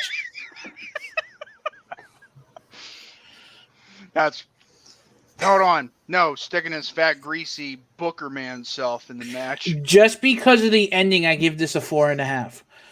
If it had an actual pinfall or submission, it would have been a 5 for me. I would still like to see more of the classic matches Benoit had with Guerrero, like at the beginning when they first started working with each other. I've been wanting to see more of those. I think matches. it all started in WCW. Yeah, I'm trying to find them, and it's hard to find those. One of the first Nitros, I believe. You have to go back because there was a few, and I'm just wanting to see them all. But either way, I gave this match a 4 out of 5. I would have given it a 4.5 out of 5 or a 5 out of 5 had they finished the match with a proper pinfall or submission victory. Because that's what's good enough for me when it comes to a match like that in that caliber. Woman managing Yeah. Let's not get into that, shall we? Because I do not want to go into detail with that. I hope one day they do do something for her, for woman. Nancy? One day. Yes, woman. Or you call her woman because we're doing WCW talk. So, and like I said, there's some very good matches that we see, and they end up the final result is not what we want. Yeah, I want to say something, but I don't want to say something. The last thing with Bryan Danielson, as he's now called, and Kenny Omega, that was a good match, but I did not like how they ended it with just from the damn time limit. Fuck it, I'm gonna say it. Say whatever you want. Get mad. This is the way I look at everything that happened with the Chris Benoit situation. I think Chris was innocent. I think he arrived home to seeing his family dead. Do you really want to talk about this now on the show? Or do you want that's to save just it what for I another this time? I'm just saying Just let him this is speak just his me. opinion. Let him speak his opinion. Go ahead. This is just my opinion. I always just thought that there was something shady in about that situation. I know there's evidence and everything like that, but it's the situation is very weird, and I can't. I know that he was sick in the head, and I know everything. And I know everything that we all know. No, I'm good. Who is that? My uncle. Oh, He's going ready to go to work, so he's going to take a shower. he just said, "Shut up, man! Get out of here! Get!" But the thing is, to this very day, I still think that the family was killed, and then Benoit got home to see what happened. That's the way I see it. But again, evidence and everything is he killed his family. We talked about this a few days ago. It was me, Dark Horse, and a few other people about this, and we're still it's like we'll still talk about it more in the future. But I mean, yeah. Plus, there is a little bit of a problem with the TODs for both Nancy and Daniel. So there's some contradiction to that, but I don't know. Why was Nancy wrapped in the rug? Like, why was this happened? Yeah, I mean, there's details to everything. There's details to it, and that's why I'm saying I don't see him doing that. And the reason why I don't see him doing that is because everyone who has come into contact with Chris knows that he loved his fucking family and that he was the nicest guy around, even though that he was also quiet at times, and that there was times where there was a lot of wrestlers saying that they had to force him to talk because he just was very silent and he wasn't, things were going on in his head. But it was also documented in Dark Side of the Ring that they did have marital problems. Like they mentioned the whole thing about the restraining order and temporary thing of divorce before she changed her mind back in 2003. So it shows it wasn't all perfect. Like, I even have Hardcore Holly's book, and he mentioned that he was close to Benoit, and mentioned that Benoit would mention that there were issues in the marriage, especially right before the whole incident happened. Yeah. And they also showed text messages. Even Nancy talking about WWE's drug testing is a joke. Yeah, and that's the thing is there's all this evidence. That's why in my heart I know that he's guilty, but in my mind I think that there's something else that isn't being told. There's still one thing I say that I want to ask people. If his own living son, David, can accept the fact that his father committed these acts, like the guy who's actually blood related to him, why can't other people also get in line and understand from what he's saying and also believe that his father committed the acts? Maybe he wasn't in the right mind space. Why can his son come to terms with what happened, but other people who aren't even related to Benoit or connected to him still can't accept it? I'll tell you why. Because Benoit was a huge inspiration for everybody in the wrestling business, whether you were a fan or a wrestler. I mean, he meant a lot to everybody. Yeah. It just seems like nowadays people Zach, want anything to blame. People want to keep blaming Kevin Sullivan, saying, "Oh, Kevin Sullivan did it because he's mad about the divorce," or finding excuses try to claim innocence. I don't believe he was innocent one bit. Kevin Sullivan did not do it. It was Benoit. He was not in the right mindset. When he freaking calmed down and realized what he did, then it had the end result. Can I just say this real quick, Zach? The only thing that really disappointed me the most about hearing about what happened was the fact that most of my childhood was basically seeing Benoit on SmackDown and Raw wrestling great matches, whether it be with Guerrero, Michaels, Orton, or Edge, Jericho, in the brand extension. I just feel like, it really crushed my heart of what I had to hear about what happened, but the way how it went about, it just really, I just wish things were didn't happen the way they did, because exactly. I mean, I still love the wrestler, but the person I can't really, vouch for or give any praise to. Exactly. That's the way I look at it too. Is like I will always have love and respect for the wrestler. The person himself, on the other hand, I don't. But then you have So second thoughts, on that yeah, too. then I But have those thoughts where I feel like it was all him getting there to his family not being alive. You know what I mean? And then sitting there with all this around him, and then he took his own life. Again, I was one of those though when I first heard about it, and then a few years later, about a year or two later, I was under the assumption that maybe, Kevin Sullivan had something to do with it. Because I know they all had issues within the three of them, Woman, Chris, and Kevin. So that's why I always assumed it. But it's a touchy subject. You know what I mean? And it's just, I will always, like I said, I will always have love for Benoit, the wrestler. But Benoit, the man, no. Let's just say this: the case was only open for a short time. It got closed, and it would be nice if the case was reopened. Just have somebody else just take a look at certain things, but I don't think that will ever happen. I know WWE will do everything they can to keep it closed, or like I said, Yeah. there's so many dark secrets that involves WWE. Certain things, so much happens behind the scenes. Yeah. So we're gonna end that topic. And does anyone else have anything to say about the match itself? instead of kick the the ball in Benoit, my yard again? instead of the Benoit tragedy, I'd say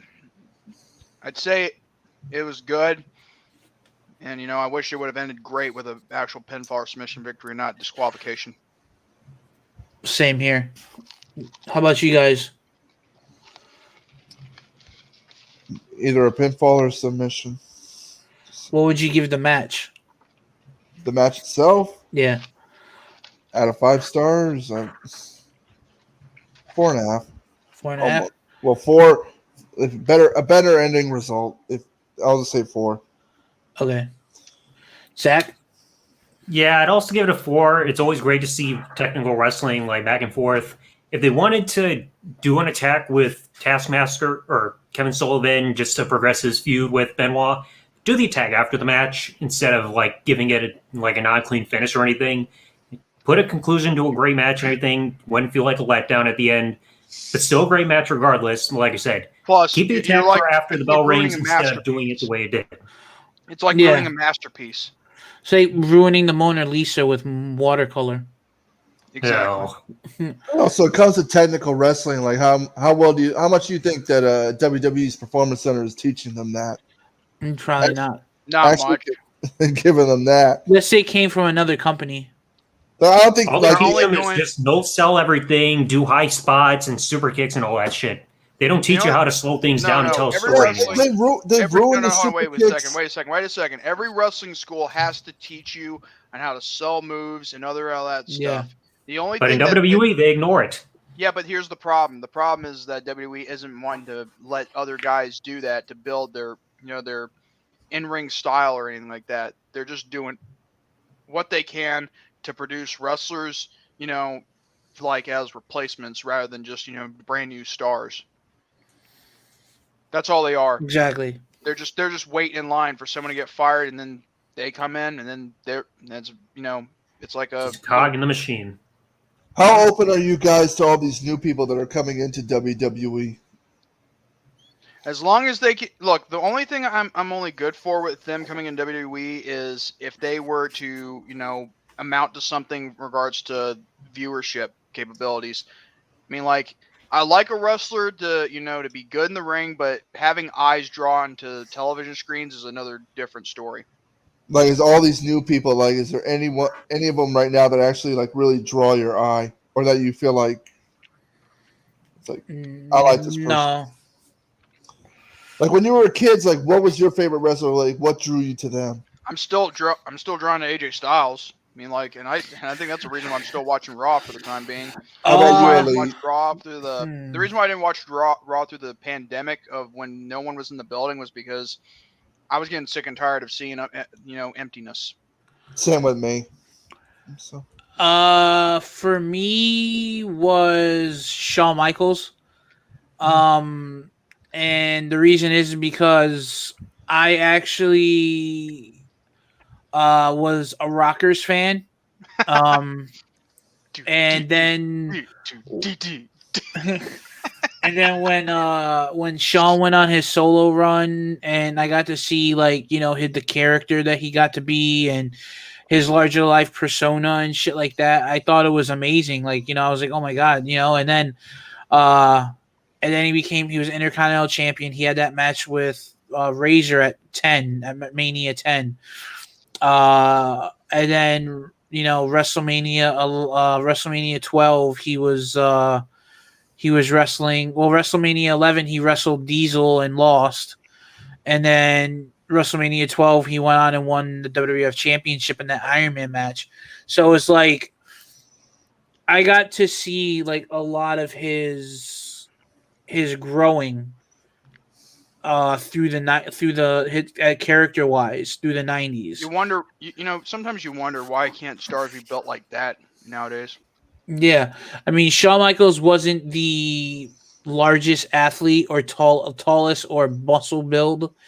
He had muscle, but he wasn't he wasn't built like a gargantuan. He wasn't a super heavyweight, or he wasn't like a Batista or an Ultimate Warrior or a Hulk Hogan. It was this, what was he, 195 pounds, maybe 205 at the most? Hey, he fit for the cruiserweight division of today's generation. So, yeah. So it's again, it's just funny how, it's just funny, how I grew up, and watching Sean. So that was one of my all-time favorites. And then I started watching TNA and I fell in love with guys like Joe and Daniels and AJ and all them, in the 2005. So it's just I like wrestling. I only got mostly into Joe because of Steiner. He's fat. Hey, so, but yeah, Joe is actually pretty good for someone of his. Joe is good back then. Get it, Joe? Sloppy Joe. But with TNA, back then it was growing, it was doing really well, but then they changed it to just Impact. Hey, wait a minute. I agree with you, Spectral. I agree with you on that. I gotta tell you something, Joe. What would you prefer to be called? And I'm talking to you, the EliteJC, that Joe. Would you rather be called Sloppy Joe or New Yorker Joe? New Yorker Joe for sure, because I'm from New York. Are you? Yeah. You don't sound like it. Yeah, I was born in Brooklyn. I don't know. Charles says Jake the Snake was his. Not New Yorker. No, not New Yorker. Now you're Brooklyn, Joe. Had great Jake the Snake my great in-ring skills and character. He didn't have the best body, but no one's perfect. And then Fernando said, my favorite wrestlers growing up in the Ruthless Aggression era: Shawn Michaels, Batista, Undertaker, and John Cena. Which is great, man. Those were great names to have, being a fan of. Jake the Snake is definitely a great choice because, I've got a couple of videos where I've talked about that whole missing snake pit segment where he DDT'd Hogan. And as I was starting to do research, I was starting to look to more old school wrestling stuff and listen more of his promos. And he's the guy who did not have to raise his voice and get pissed off at somebody, be like, to really Did you know that give you to listen to what he said? And he didn't have to overdo anything in the ring. Because he's been credited as been one of the best guys with the best mind of psychology in wrestling. So he didn't have to do anything over the top compared to what you see guys do nowadays. And it was a smart thing to do. What the What the He's got the where the fuck? How does that happen? So I get McDonald's, same bag. What's this bastard doing? So just take a brief time out here, guys, in the chat. If you're new to the channel, go ahead and if you like what you see, be sure to check the description box for the links to the podcast members' channels and socials. And also don't forget to drop a like, thumbs up, drop a like, hit the subscribe button, and click the notification bell so you can be made aware of when I go live. Also helps the growth of not only my channel, but also subscribing to the members' channels will help the further growth of their channels as well. Because if we plant the seed today for a better tomorrow. But now, By the way, sorry to laugh while you were talking. There's only one comment that Charles just said when Jake the Snake talked. You listen. Let me just say this: the one thing you don't want to hear is him talking on Heroes of Wrestling. oh god, that one. Like here, you want one that'll undo it? There is a promo that's on YouTube that like was played on certain areas for WWF television back in '87, where Jake Roberts was cutting a promo on Hogan when they were promoting like one of their matches they were having on a house show in February '87. That was like one of the best promos I've ever heard. Like they were promoting like a show, I think it was like Winnipeg, like talking down Hogan, saying like, "You plant grass, you grow grass. You plant rice, you grow rice. I plant fear, and fear will grow." So many other things, just laying into Hogan. He didn't have to be like rage and full of energy or anything. You listen to that promo, and he got you to believe that he's a credible threat to Hogan without having to take any harsh shots or anything. He knew how to cut a promo and to get your attention when he spoke. Didn't have to do anything over the top like you saw so many of the other guys who were probably on like extreme levels of cocaine, point where they're bouncing off the walls.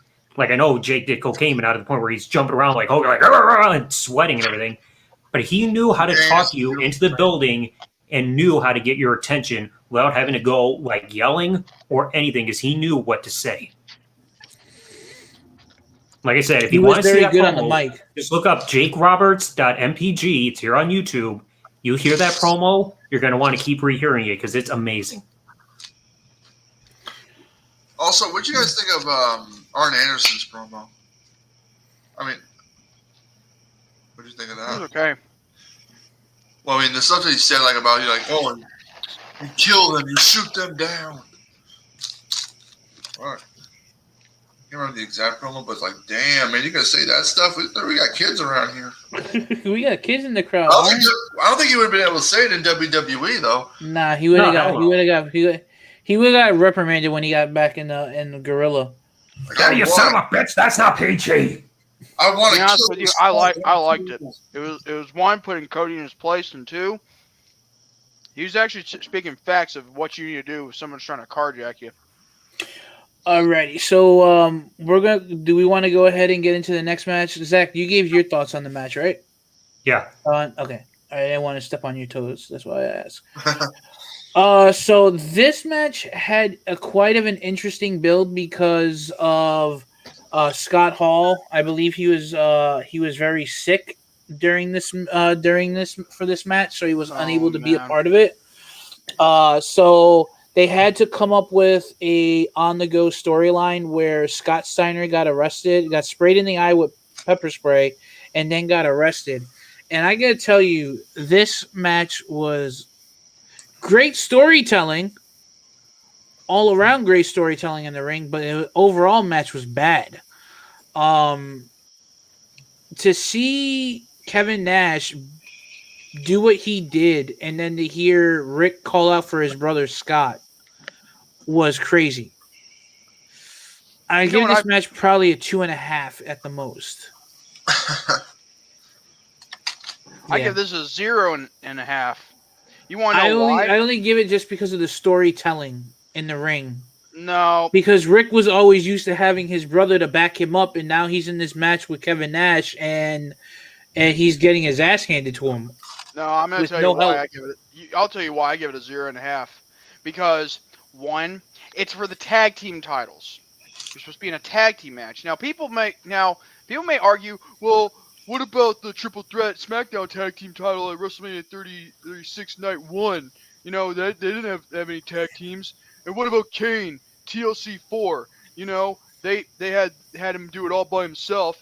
Well, here's the thing. There's a difference between certain situations, but then again, there could be always last-minute decisions and temporary replacements.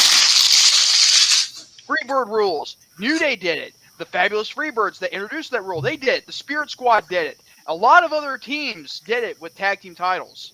They could have done that with Nash and Hall. They could have, but they didn't want to.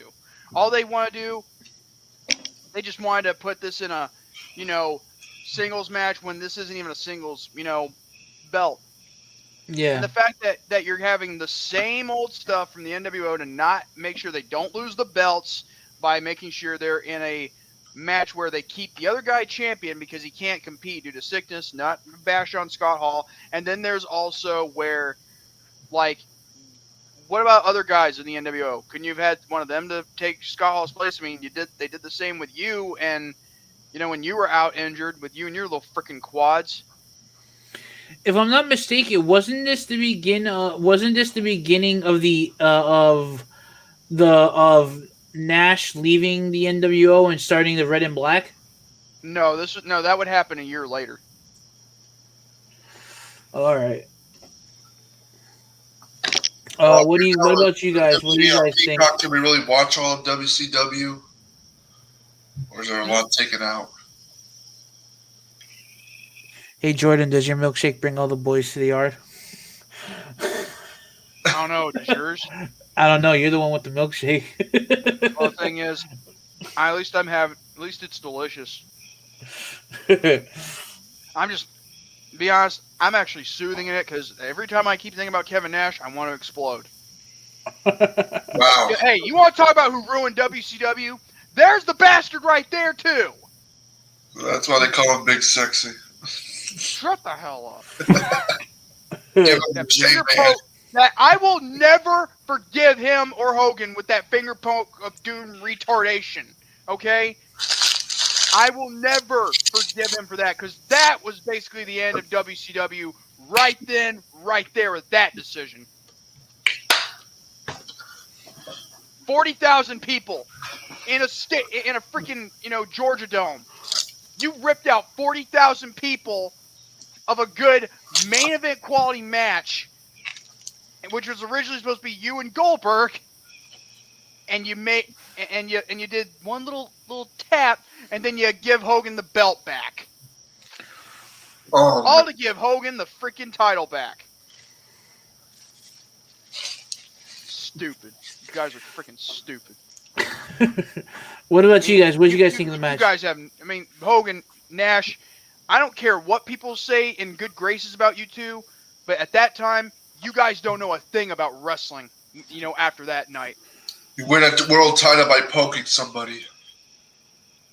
It'd be like me poking Double Z here, and I take his WWE title, I ain't gonna let you friggin' poke me anywhere. That's exactly why you need to fight me off, so that way you can keep the title. Hell yeah, I'll rip your damn arm off if you try to poke me anywhere. We had that issue before, fuck, they should let Hogan. Hogan barely defended that damn title. But also, there was also the thing with Shawn Michaels and Triple H with the European title. That was pretty ridiculous. But it's not as bad as when it's with the world title. Yeah, kind of funny that you mentioned. But then again, the European title didn't mean shit. Yeah, it's like, who gave a fuck about that? I gave a crap about it. A lot of good Like, guys. the title mattered at the beginning, held but it then for by that so point long. afterwards, it didn't even look like it was a mid-card title. It was just a championship that was just fucking there. It mattered when it counted on it. I remember when It was Nation more than a light heavyweight belt. I remember when DX made fun of the Nation and Triple H was European champion at the time, and he duct taped IC on it. Funny. Wait, what? Wait, you don't remember the freaking Nation of Domination DX parody moment? No, which one was it? That was back in July '98. Remember freaking X-Pac pretending Mark Henry had blackface. You had freaking Road Dogg being that parody, and then Triple H was pretending to be The Rock, wearing that freaking fro thing and the eyebrow and shit. Yeah, it was one of the two because then he also did a parody of The Rock when they mocked the corporation later on that year. But this is the one where they were mocking the whole nation back in mid-'98. Making fun of Mark Henry, call him Zark Henry or some shit. You hear that? The brother smacks himself down. That had me rolling. What did you guys think of this match? I already gave my thoughts on The it. Hogan and Nash one? No. No, Kevin Nash, Rick Steiner match. Oh. The match that's put on the freaking banner right at the bottom. I wouldn't give it no more than like a 2 out of 10. Yeah. This match, I also did not really care for. Like, how many freaking times did freaking Kevin Nash put the new freaking Snake Eyes Rick Steiner on the exposed turnbuckle during the match? It's just like repetitive over and over and over and over. It's like, Christ. It was like, then you saw like a bit of dissension there with the NWO. I think it was like right after this, that's when Nick Patrick got kicked out of the NWO. It was just like overkill. No, this would be like in the main event when you get kicked out of the NWO, I believe.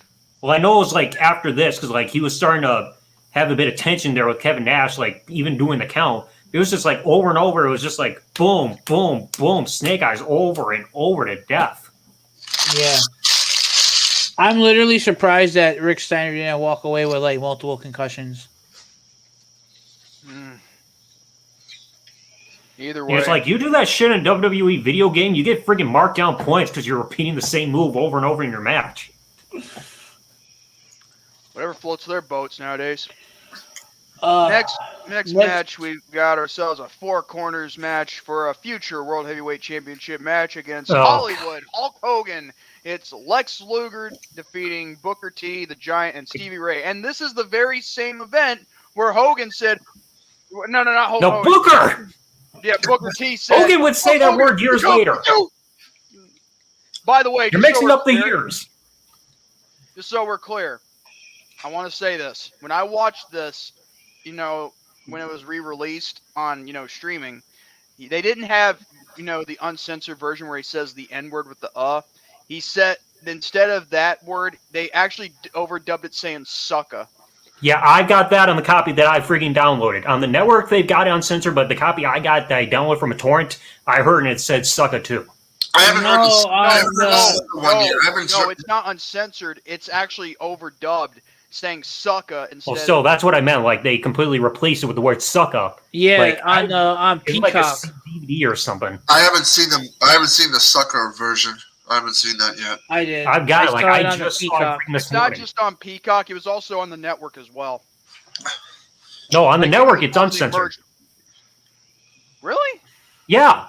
Like, if you watch, like, there's a video, I think, either by Matthew or somebody else, they did it on Twitter, right after the network release back in 2014. One of the first things they did was fast forward right to Spring Stampede 97 to see, did he say it? And they heard him say it uncensored. And before we lost network, I watched the pay-per-view as well through the network of Spring Stampede, listened to the promo, and it was uncensored on the WWE network. So they did. They did have the N-word. I don't know if it is on Peacock right now, because we remember when Vince dropped the N-word at Survivor Series 05, they took that segment out. But I think maybe it might be on Peacock, but I'm not sure. No, it's not on Peacock. They dubbed over it. They edited it out. But I know they did it on the network. They left it uncensored. I didn't care for this match. Me neither. I didn't care for it either. But I'll say this: Peacock, stop being so politically correct. And as for the match itself, it could have been good if they had all been in the ring at the same time, like a fatal 4-way should be. One thing that really got me off kilter was the fact that they decided to do this. They have the Giant just tagging Luger just to put in that, the torture rack. The torture rack, just so we can get a title shot. And you hear Dusty. I think it was Dusty. He's like, he's like, he got him wrecked. He got him wrecked. I'm like, way to sell it. He got a rack, baby. I mean, you watch the old classics now. Like I said, a lot of censored. Music is gone. If Lex was going to win the match, have him win by himself and not being, handed a spot by, Giant. Like, win it because it's every man for himself, not just do it because you're friends with somebody. It's like, didn't they even say that in the promo right before the match, saying, like, may the best man win type of thing for when both Giant and Luger had their promos before the match? They were just like, let every man be for himself, but then it wasn't even the case at the finish. It was just like, here you go, do it. I agree with you, Spectral. Yeah, I agree with him too. Spectral, you're a good man. I don't know who you are behind the account, but you're a good man anyway. I don't care if you're man, woman, you're a good person. Yeah, I agree with that statement. Thoughts of Dusty as a commentator. I had no problems with Dusty on commentary, to be honest with you. You got the bicycle. Got a bicycle. Got a bicycle. Thank you, Botchamania. What am I thankful for Thanksgiving? Oh, my polka dots. WCW, like I don't know how many writers they had, but it was. Now I see where Cody gets a speech impediment from. It's a zoo. It was a zoo in WCW. Anyway, I give this match now the match itself. It wasn't really that total bad, only the ending. But then again, there were some things that didn't add up. I just gave it a 1 out of 5. No more than a 2. A 1.5. Zach? I didn't care for this match at all. Like, no joke. I was watching this match at like 2 times speed because it just felt like a drag. It was just like, oh, are people going to fight or not? And like, it was like, oh, could Harlem Heat fight against each other? And I didn't give a shit. Could Lex Luger and Giant fight against each other? I still didn't give a shit. I just fast forwarded it. Did not remember a moment. All I remember was the finish, which again was just stupid. Because again, when you're in a match where it's anybody but for themselves, and especially when you're getting a chance to eventually compete for the world championship, babyface or heel, you don't give up that opportunity to anybody. It's like in a Royal Rumble match. You have that opportunity, every man for himself. You don't freaking just hand that opportunity to somebody else. You're in it for yourself. And Giant was just like, oh, here you go. Like, Giant wants to be world champion. He had problems with the NWO and Hogan too, but yet he just handed it to Luger. Here, Luger, you have the fucking match. Like, no, you don't give it to somebody else. Take that opportunity for yourself, you fucking idiot. Exactly. But either way. NWO days, that's just how it was. Mm-hmm. Screw the NWO, screw Hollywood Hogan, and screw Kevin Nash. I think also now, like with all the wrestling that we got going on, I think it's a little too much. Yeah. So let's go ahead and jump into the main event. Now this one I actually liked because it has one of my favorite, all-time greats in there. The Macho Man Randy Savage. Oh yeah, you need to watch this match where I'm gonna kick you right between your legs and you'll never forget me. Yeah. You need to dress up like Randy Savage for Halloween. That's what I'm planning on doing. I just need to get the Randy Savage sunglasses and little bandana and to go with my shirt, and that way. Oh yeah. Or dress up like Bonesaw. I get what you did there, Superman, Bonesaw McGraw. hold on, okay, hold on. Bonesaw is ready. Or like tell it to Double Z saying you're going nowhere. Hey, I got you. Double Z, I got you for 3 minutes. I got you for 3 of minutes. playtime. 3 minutes of playtime. Double Z's trying to text for help. He doesn't know what the phone number is to 911. No, he's playing a game. No, he's trying to text for a new girlfriend to be shipped in the mail. God damn, Double Z. He cussed and we didn't even hear him. No, it's just checking through Peacock. They did fucking censor it for Spring Stampede 97 on there. I see. He did, yep. Yeah, like censoring out Booker T saying the N-word during his promo. They got it censored on Peacock, like covered up saying suck instead of the N-word. Wait, suck or sucker? Yeah, when he's cutting the promo, instead of him saying the N-word for Spring Stampede, they covered up with him saying sucker. So they covered up on the fucking Peacock, but I know it wasn't on freaking WWE Network. I checked for my fucking self. It was like he also censored the part where he's like putting his hand to his face, like, "Oh God, why the hell did I say that?" Just like fuck, fucking Peacock censorship.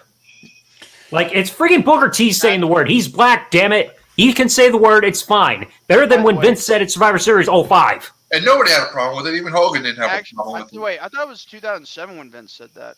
No, it's 2005 because he was backstage with Cena. I remember it was Joe Louis Arena. They had the picture. They had the Red Wings logo in the background. It was like right after the opening match between that and freaking Melina versus Trish. And then he's like, "Keep it up, and then N-word. And then along comes Booker. He's like, "Tell me he didn't just say that." Because by late 2007, Booker wasn't even with WWE anymore. He was with TNA. Anyway, but I will say, This is what I referenced 2 weeks ago about, what they need to do. And I think you could agree with me the fact that they need to move, away from Peacock now. But like, where are they going to go now? They could go back to where they started after. They were fine for 7 years. But can they though? I mean, after all this. Yes, they can. They can. Anybody can. I mean, everything's going digital media now. But still, it's like, they need more of There is no but still, Ulysses! They should have more of a financial backing, goddammit! Penis! No, I don't give a... They can still go back to their roots! Boobs! Shut up! They need to bring back the good stuff, like with women or Playboy. They got to bring that stuff back. I think that's way past due at this point. Well, even so, like, you remember back in the old days when you see Trish Stratus on, like, the cover of stuff, she looks so good. We don't get to see that kind of good stuff no more. No, because you try pulling that shit nowadays, feminists are going to be crying out the ass saying, oh, women are being sexualized. But anyway... You're going to have feminists crying out the ass, so they want to avoid it. Fans happy. You don't like it, then fuck off. Anyway... Well, again, they're not going to be quiet about it. You know how feminists are. They got nothing else to do. Shit. Let's get on with the match so that we can go to the other pay-per-view matches of other pay-per-views. Yes, Randy Savage, baby. I like this match. It was good. If I'm not mistaken, I believe by disqualification, I think Diamond Dallas Page won. No, it's a no DQ match. Oh, it was a no DQ match. Okay, so Diamond Dallas Page did pick up the win, though. Mm-hmm. Yeah, Diamond got her. I think, yeah, because Randy Savage said, like, while someone was talking to him backstage, they're asking, Randy, what do you want to do tonight? And you know what? While he's lacing up his boots and all that and put on his tights, you know what he's saying? Well, I think I'm going to take the diamond cutter, And that's like giving rise to a big push for Diamond Dallas Page because with Randy Savage, okay, here's the thing with Savage that I will always love and respect about the guy. Unlike Hogan, Savage was willing to do business, okay? He knew how to do business and do it right. Hogan, all he ever did was bury talent after talent after talent after talent after talent. Now, Savage, he knew how to build talent and knew what to do with them and for the sake of business of how tradition is supposed to be with the old school, like with the new generation. But another thing, though, with Hogan, he was pampered so much. And like I said, with him, he was like not just real, he was really pampered. Like WrestleMania 3, anyone who watched that event, that was not only a good event, but what people don't know is that Hogan got paid way more money than Andre the Giant or anybody else combined for WrestleMania 3. And that in and of itself is ridiculous. And he was taken care of so well. Like, back then you're talking about wanting to build a union or whatever. You tell that to Hogan, he'll snitch. Like he's being pampered. Why would he want a freaking union? Yeah, and it was admitted under court that he was the one that snitched to Vince about it when Vince was asked about it during the steroid trial. Yeah, he said. Hey, here's another thing with Hogan. Guess what? It's kind of funny. If you guys remember his last WrestleMania during his second run with the company at a time, because that was technically a second run, WrestleMania 9, because the Hulkamania era, that was the second run. Yeah. The night at WrestleMania 9, you want to know why he ended up with that black eye? It's because he was acting like all big and bad and all that, thinking that he deserves to be pushed more. And you know what Macho Man did? He freaking hit him in the freaking face. And by God, when I saw and heard about that, I couldn't have been more happy for Randy Savage. I'm glad that Savage did not get booed off of WWF, but I wish he would have stayed in the company as the real top guy instead of Hogan. Hogan claims the black eye came from him jet skiing or whatever. He fell and hit the boat. Bull crap. That's what he says. Crap. That's what he says. I always heard it was more about Savage beating him up because of Hogan pretty much causing his divorce. No, it's not just that. It's basically, Hogan being selfish, regards to politics. Well, again, that's nothing new. Hogan liked things the way they were. Like I said, he was getting all the movie opportunities, Plus, everything. he was already out the door anyway. And plus, he already badmouthed about the WWF title, even when he was holding it when he was going to Japan. He couldn't even freaking drop the title cleanly to Yokozuna on his way out, which is the traditional thing to do. Instead, he had to have the fireball in his face. And this is why I prefer Savage over Hogan. Savage was more of a straight up man than it was compared to Hogan. A lot of things of Hogan is mostly lies. Like you don't know what's. I agree with you on that, Charles. No, Mandy Rose would be great in Playboy magazine. Well, but anyway, as far as the match goes between Savage and DDP, this is a 4 out of 5 for me because this match, it told a story within the ring. They had some good spots here and there, and on top of that, they let Paige have a win over one of the top NWO guys. Yeah, I agree. Savage was a big deal, and I don't care if anybody thinks that if I'm going crazy that I'm too much of a macho fanboy. Let me tell you something. I'd rather be a macho fanboy than be a shill for the company that would literally pamper and and just groom stars just to have selfish intentions for creative control. I would have loved to see Randy Savage come back to WWE, even just for like an easy match, like during the 2002 or 2003. Oh, and the commercials. Yes, he actually did better commercials than Hogan. Mm-hmm. Oh, yeah. Even just the Slim Jim commercials alone. Shit. Hold on. I know WWE wanted Randy Savage. I mean, because also it wasn't just they didn't just get him, but he also had that Slim Jim contract. So there was a lot of money. I gotta remember that. I remember seeing that commercial where he's like with the bag, like on chips. Ah! And then he gets that Slim Jim. Gotta have beef. Gotta have spice. That video is still on. It's on YouTube, isn't it? Slim Jim. Oh yeah. Anyone else have anything they want to add about this match before we go on to ECW? After this, I do want to go back and rewatch that match. If you talked in the messenger like at least a few days before this about that, I would have definitely like looked back and rewatched that show because it's been so long. I mean, I kind of did. I said we were going to review. You talk about Randy Savage, though. Did you bring up Randy Savage, though? Well, I mean, I brought up the. Is that what the pay-per-view was at? Yeah, Spring Stampede, 97, ECW Barely Legal, and yeah. Oh. In Your House, 14, Revenge of the Taker. Zach, do you have anything you want to add? Yeah, I was going to ask him that too. Yeah, definitely a great match. Really was the moment where the right man went over. Diamond Cutter out of nowhere, definitely a great moment at the end. Clean victory. I'd also give it at least a 4 out of 5. I know I saw some videos about this before I watched the match because of Wrestling Bios talking about like the feud and everything and mentioning the thing that J-Man mentioned about Savage putting him over and everything. Definitely great to hear the backstory. Match is great. This is definitely a recommended one if you'll want an easy match to watch through for DDP. All right. We've already gone through Spring Stampede. Now, here's my final thoughts on that pay-per-view. The event wasn't all too great. There was only like maybe 3 out of the 8 matches that were good. Now, with this event, Diamond Cutter or RKO, you get the frick out of here.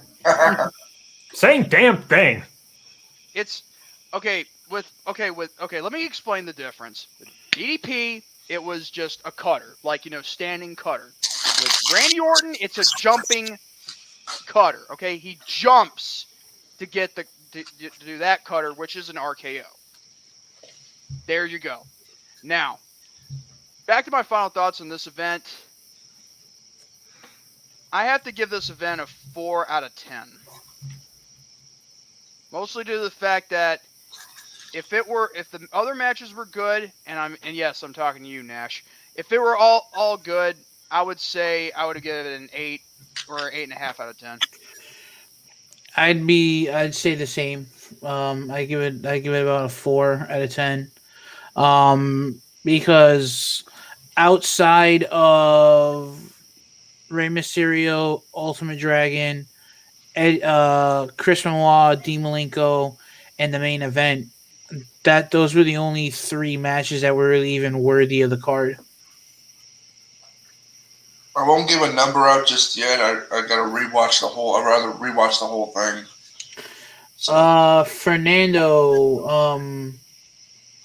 I'll tell you right now, I cringed through ECW because I couldn't really get into it as if I could get into like an old school WWF or WCW pay-per-view. So I wouldn't know what the original soundtracks were or not. We at least know one of them because of Sandman. Yeah. But even for me with this pay-per-view, yeah, like this was a 3-match card out of 8 matches. Everything else was just felt like filler. Like nobody's gonna remember the women's match or the TV match. Tag match had no progression. Freaking Steiner Kevin Nash was lackluster. The semi-main event was iffy.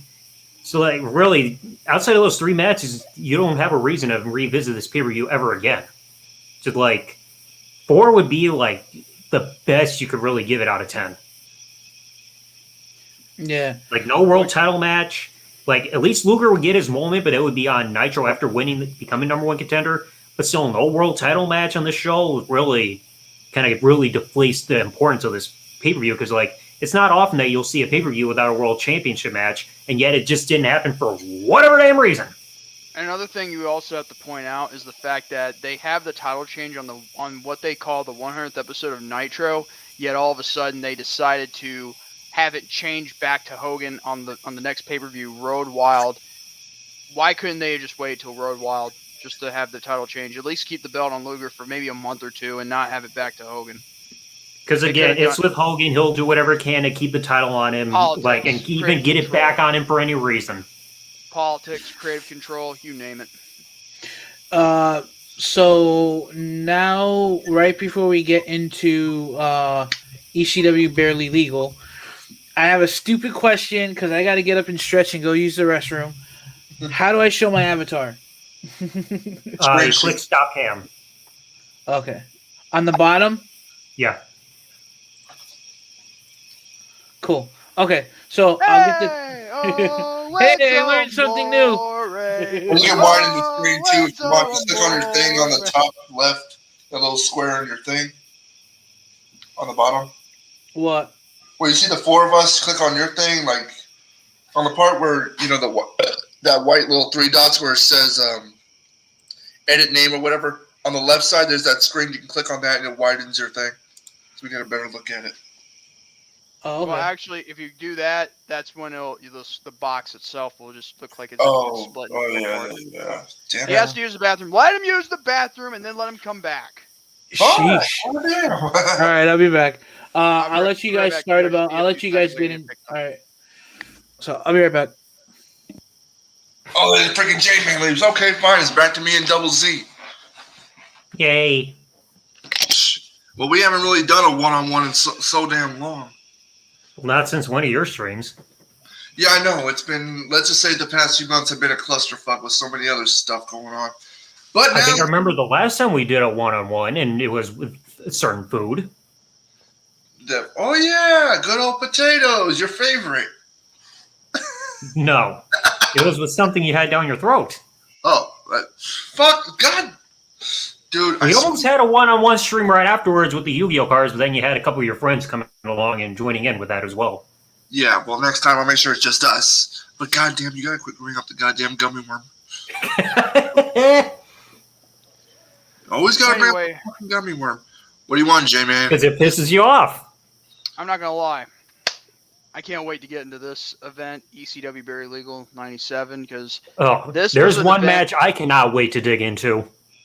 There was one this whole event it needed to be a success, because if it didn't, ECW wouldn't have lasted as long as it did from its beginning to the very first show they had on, and syndication as Eastern Championship Wrestling until its very end in 2000, and then their last pay-per-view, Guilty as Charged, 2001. This was their sink or swim night. Yeah. And plus there were many people that were trying to cut off this pay-per-view from ever happening, like even after the whole mass transit incident. Yeah, there was a lot of pay-per-view connections that didn't want ECW to have their own first pay-per-view even broadcasted, but because of a few outlets, they were able to get somewhere, and thank God for that. But still, at the end of the day, despite the mass transit incident, this pay-per-view actually did justice for the entire, company to finally succeed and be a part of the major top 3 during the 90s, along with WCW and WWF. Because we both all know that ECW played a huge role in the Monday Night Wars just as much as WCW and WWF did. I mean, granted, they didn't have a Monday night show every week, but still, it's all the same thing. And we definitely got to at least thank Raw for help promoting this pay-per-view back when ECW took over Raw back in, I believe, around the end of February of '97. I thought that was pretty cool. The fact that they had ECW take over Monday Night Raw for just one night. We're taking over! And then Sabu falling off the Raw set and everything as he slipped. You know what I was thinking? Like, there could be an NXT TakeOver event one day called NXT TakeOver Raw. Well, I mean, we saw that kind of thing back when NXT became a third brand for Survivor Series, everything invading. I know that, but I'm talking like as an actual show and like a special for Raw and NXT. NXT gets a new night to freaking promote themselves, even though they're already still on the same network. That would have been funny though, and pretty good, because 3 hours of NXT would have been before they became a third brand would have been way better than what we saw with Let's give the whole first hour to Joe Gacy while we're at it. Joke. Wow. But you guys are also even Lance Storm fans? Huh? Are you guys Lance Storm fans? Absolutely. You'll want to hear what I gotta say about this match. And we're talking about freaking Barely Legal from like '97, the match between him and RVD. Lance Storm, to me, he's like one of the best Canadian wrestlers, right next to Jericho, Benoit, Edge, and all the other Canadians that you see in wrestling nowadays. But with Storm, you could tell, like, in his case, he along with Jericho are like a dying breed of wrestlers that, that are never molded from the very same place where they were trained at. Because the Hart Family Dungeon, that was never before, never again type deal. Now, the only way you can have that kind of thing is if you buy the house from the actual family that's in there now that isn't the Harts, because the Harts aren't there anymore. And on top of that, if you want to go down the basement and all that, by all means. But if you're going to make that into a dojo again, here's the thing. You got to know how to do what Stu did to stretch out a few people, because he was in a club of shooters, okay? And that's legal torture. Yeah, that's where he discovered professional wrestling, and that's how he was able to mold wrestlers to how to take the pain. I'm back. No. 40 minutes later, he's back. Nah, not 40 minutes later. More like 5. No, but Double Z was like trying to jerk with me for the past 20 minutes. Man, go to hell. Anyway, here we go. Barely Legal 97. Oh, now, Barely Legal. Jerry Lawler's 2 favorite words. So this is he's on to something. ECW. Anyway, so I know, Joe, this was new water for you, like to swim in regards to hardcore wrestling, because you're not, like relatively new to it, because you were more into like to the more entertainment aspect of things like WCW and WWF, now WWE. But this one takes the meaning behind wrestling to a whole new level, where you mix the whole thing with hardcore and everything else in between. You actually get somewhere with this. Well, I mean, actually worth watching. Well, I mean, I've seen like matches on like the best ofs and stuff like that, but to sit down and watch like an actual pay-per-view was, for me, it was a little cringy, because the production value wasn't all great. Fucking, they only had one person on commentary, and that was Joey Styles, and he was, every little move was like, oh my god. But Joey Styles is one of the best commentators. In fact, he could carry a show all by himself and still would do great. I mean, yeah, because he actually cared about the action. He didn't have to tell stories like he had to do when he came over to WWE. True. Like, the thing is, Joey Styles, he can still tell a story and still call the match at the same time. Yeah, not told to blatantly ignore what the fuck is going on in the ring. Damn it, you gotta tell a story. Tell him about how amazing he is. Why everybody should love all that baby oil he slathers all over his fucking body. This is why, you know, ECW in a way was also more treated like almost like a sport, but also in more hardcore taste. So, but here we go with the first match of the night. So we got the tag team match for the ECW World Tag Team Championship. The Eliminators, John Cronus and Perry Saturn versus the Dudley Boys, Bubba Ray and Devon, and along with Joel Gertner, you know, the sensei, the sensei. Wait, what was he calling himself again? Oh, he gave himself a lot of fucking nicknames. Yeah. Wait, for who? Well, Joe well, Joe well. Gertner. He called himself Oh God, you know what? I'll just look it up later on. I don't really care. Anyway, so what are your thoughts on the tag match? Because I kind of liked the opening tag match because it was pretty good. Yes, he did. Yeah. May he rest in peace.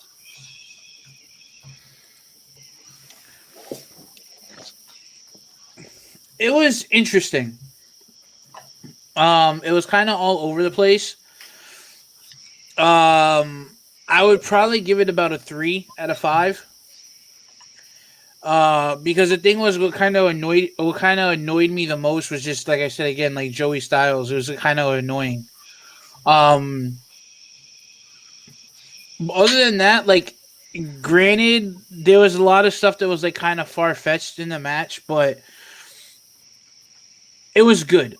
I liked it. I enjoyed it for I think it was like 20-minute match, give or take. Yeah, I think it was like 20 minutes, 22 minutes, something like that. I'm really surprised that the Dudley Boys didn't retain, because I think those were ECW's golden boys, their golden tag team with the Dudleys. So see the Eliminators go over was actually kind of interesting. Well, Would you say they did well after they won? they did well in ECW, and yes, they are golden boys, but at the same time, you know, again, business. You know, you gotta do what's best for business. Sometimes you gotta drop the title, sometimes you gotta retain a title. I mean, you gotta do what's best for business. Yeah. Now, as for this match, I also gave this match a 3 out of 5 as well. But I will say though, I love it when, you know, whenever they do that move called Tour Elimination. God, I love Joey Styles. Mm-hmm. Well, if you're not a fan of the Eliminators in pink tights, so what does that make Bret Hart in pink tights? You know, say more. No, Brett got screwed with pink. To be honest with you, I got no problem with wrestlers wearing pink as long as it's for good reason. If it fits them, you know, and they can actually roll with it. Like, look at Brett. Like, he made it work with pink tights and all that too. How about It's this? also probably because he also had black there to kind of balance it out a little bit. Fernando asked us if we were able to tolerate the dubbed music for ECW Barely Legal 97. I actually tolerate it. I mean, I wished it was uncensored and everything. But then again, back then, a lot of music, like in rock and roll stances, there was a lot of music that they used that were, you know, copyright. But at the end of the day, I mean, it is what it is, and I could live with it. I honestly didn't originally watch ECW when this stuff was dubbed over, so I wouldn't know who had original music and who didn't. There's also, if you watch that stuff back then, there's songs that you will remember you would want to hear, but now you can't. You want to go back and know what song it was, and it ruined. It's been ruined. Another match from the pay-per-view was the television championship. We'll get to that later. Okay. Yeah, we're not there just yet. Okay. But either way, Saving the world title one for last. Yeah, like we said, we're gonna get to that soon. Trust me. This is exactly. I remember when you used to be like this with freaking what do you call it? Yeah, MJF and Chris Jericho. Like back in the first episode. Will you be freaking patient for once in your life, Ulysses? Like life's too short for me. I'm old. What else isn't too short for you? Oh God damn you! Now, can we please stick on topic? What is your thoughts on the tag team title match? For me, Yes. I enjoyed it, but I didn't at the time. I did not want the Dudleys to lose. So you're rating for it? I'm ready for it. Out of 5 stars, 3.5. All right, Zach. Yeah, I'd also probably give it about a 3. Solid match. It felt like the Eliminators dominated a lot of the match after Dudley Boys did their thing. It was just like constant onset of move after move after move. I did not recognize Perry Saturn without Moppy in his hand or in his ass, so that was a surprise. But overall, solid match. Then, of course, the crowd popped huge whenever they hit their finisher, a total elimination on Sonic Guy Dudley and Joel Gerner. So that was a nice little addition there. Like the tag team titles belts look very weird to me because, of course, it was like a parody of the old school Intercontinental Championship with just like new logos on it. So it kind of looked a little off when I first saw them. But I mean, like those belts also work and the match still worked as well to open up the pay-per-view. Hey, just so we're clear, when you brought up Moppy, it brought me back watching reliving wrestling. A man and his mop. Dude, anybody who has not seen that channel, watch that after this live stream. You're gonna love some of the videos on there. I loved watching his videos. I seen someone download and re-upload them on YouTube, but I wish I can get into contact with him and tell him how much of a genius he was with, telling the story of what this, that, and the other, just like Wrestling Bios is. But either way, that's it for the tag title match. Next match we go into Rob Van. Oh, what the hell? Wait, it's not a ticker. Hold on. You got Balls Mahoney. But Balls Mahoney wasn't on this one. There we go. Yes, next match, Rob Van Dam versus Lance Storm. Now, before this match started, we had Chris Candido come out, do his little promo, and, I'm actually thinking that he was better off in ECW than he was in the WWF, because with WWF, he got nothing but shat on, even with that whole thing with,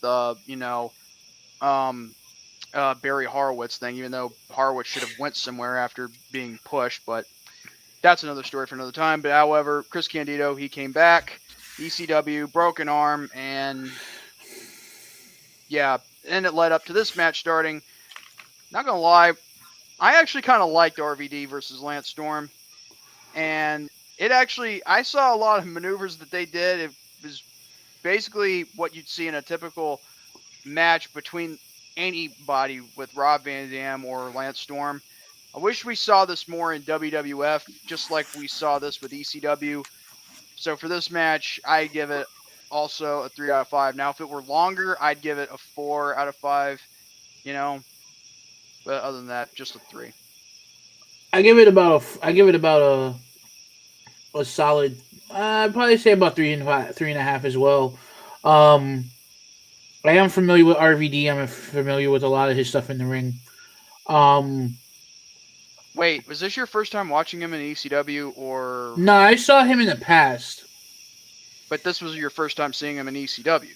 No, I've seen him in ECW. It's just I'm saying is that it was different from seeing him from WWE than he was in ECW, because I don't remember. Like I said, I watch ECW here and there. I've watched best ofs. I never really sat and watched everything fully through, because I really didn't feel for ECW like that. But to see like a full length match, the dude was agile. He was quick, definitely over, and charismatic as hell. Wait a minute, Lance Storm's yellow rat tail looked so cringe. I didn't really care about the rat tail. All I cared about was the athleticism and the match. Now, as far as RVD being a heel at the time, well, hold on. Well, dude, it's not every day that you got to be a heel, I mean, like, it's whatever. Anyway, that's RVD. Did you guys at least enjoy the what he said on the mic after the match? I actually kind of liked what he said. I mean, if you're going to be a heel, go for it. I mean, you got the if you're going to get the crowd booing you, do something. Don't be sitting with your over there with your thumb up your butt. Do something. But Lance Storm, though, I mean, the way he was, like, with the chair, like, he was fucking shit. Yeah, maybe it was meant to be like that, but then again, who knows? But it looked too obvious.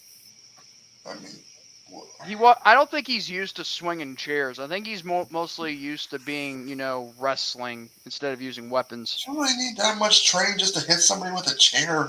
It's like Gerald Briscoe when he swung the chair back in Survivor Series '98. Like when he hit Stone Cold, he's not used to it. So I'll tell you what, Lizzie, you need training with the chair next time you get in the ring with Wrestling Otaku. I don't have to use a chair. All I have to do is just bring about like a big bowl of chili. That'll freaking get him down.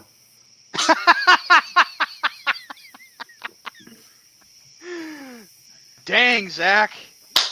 I know you're... What other strategies would you use other than a chair? Just friggin' throw a body pillow with a friggin' anime girl on it right in the middle of the ring. Say, here, get on this. Pull out a big Titantron, play some hentai on there as a distraction. Schoolboy roll up. With a title as a mother knows breast. Oh, God. I'm sorry, you're going to have to... Oh, God, it's Bulma. Shut up! I can't stop. All right, anyway, let me get through this match quick a second. The match, Go ahead. I probably give about 3.25. Very solid match. But like Lance Storm, he's boring in terms of his personality. His chair shots are boring. It's like his chair shots reminded me of Hogan's chair shots that he was doing in WCW. Just like run up, tap, and that was it. Like I get you don't want to hurt somebody, but you also got to add some believability when you're doing something to make people think, oh, it actually hurt. But if you're just like, dink, then like how are people going to really believe it? And the crowd get easily shit on him saying, boo, it sucked. Like that's something you probably want to do as a heel. Like when you're swinging a chair, like make it look like it's bad so that people boo you. It's like, boo, that sucked, boo. Like it was like when Cactus Jack would purposely do like rest holds and everything when he was a heel in ECW to purposely piss the crowd off by doing something boring and weak just to get that proper reaction. Lance Storm, he just did it because he's not used to swinging the chair, but still just like tap, boo. So like even his chair shots are boring, but still an overall very solid match. And it was weird to hear RVD's promo because I'm so used to hearing his promos when he's like doing that whole Zen mode, like the cool kind of promos. So hear him do something that's outside of that realm felt a little weird. But like it was understandable because he was doing that new character saying that ECW sucked. He's more into the mainstream companies and everything. So it was a bit of a weird change, but it was still a good promo afterwards too. As far as I'm concerned, with Lance Storm, I feel like... Also had weak kicks to the balls that RVD did too. But yeah, as far as I'm concerned, I think Lance Storm was more into wrestling than he was using weapons. So I guess I can't really fault him for that. I mean, anybody can swing a steel chair. If he didn't want to hurt his opponents, that just showed you that he didn't want to hurt anybody as long as he's willing to do a good match in front of a crowd and, and get paid and all that. But still, he's in the business to help mold and help also groom others to be great, not to hurt or destroy. He would kind of showed RVD was more comfortable with the chairs. He just grabbed it and chuck it right at Lance Storm. Like Lance Storm was in ECW, so he had to do a little bit of destruction. At least Lance Storm was in ECW, and he actually was a good wrestler. So, all right. So we're gonna go ahead and when he was in WCW, it felt like he could have collected all the titles all at once. You don't believe me? Look at the 2000. Need I say more? So we're gonna move on to the next match, which is a 6-man tag. Woo! Oh, I know what this is. The Great Suzuki, Gran Amata, and Masato Yakuzuji versus the Blue World Order, Japan, Taka Michinoku, Terry Boy, and Dick Togo. Okay. This had to be a great match from beginning to end with the 6-man tag, variant. You got people from Japan. You had the Japanese style coming to your American television on pay-per-view, and it gives you a reason why you need to give attention a little bit to places like Japan, whether it's New Japan, All Japan, Pro Wrestling Noah, or or even anything that's in between. These men from Japan knew how to do it. They actually, we're doing a show here. I can't help it if my grandfather gets in the way all of a sudden. Oh, in that case, He just got back from gambling. Sorry about that, Mr. Gambling Man. Anyway, that's a shoot for you. Now, as far as I'm concerned, this match itself, they knew what to do. They were actually doing well in the ring as far as team, team efforts like triple team, double team, any kind of team. They actually had a few spots that were pretty good.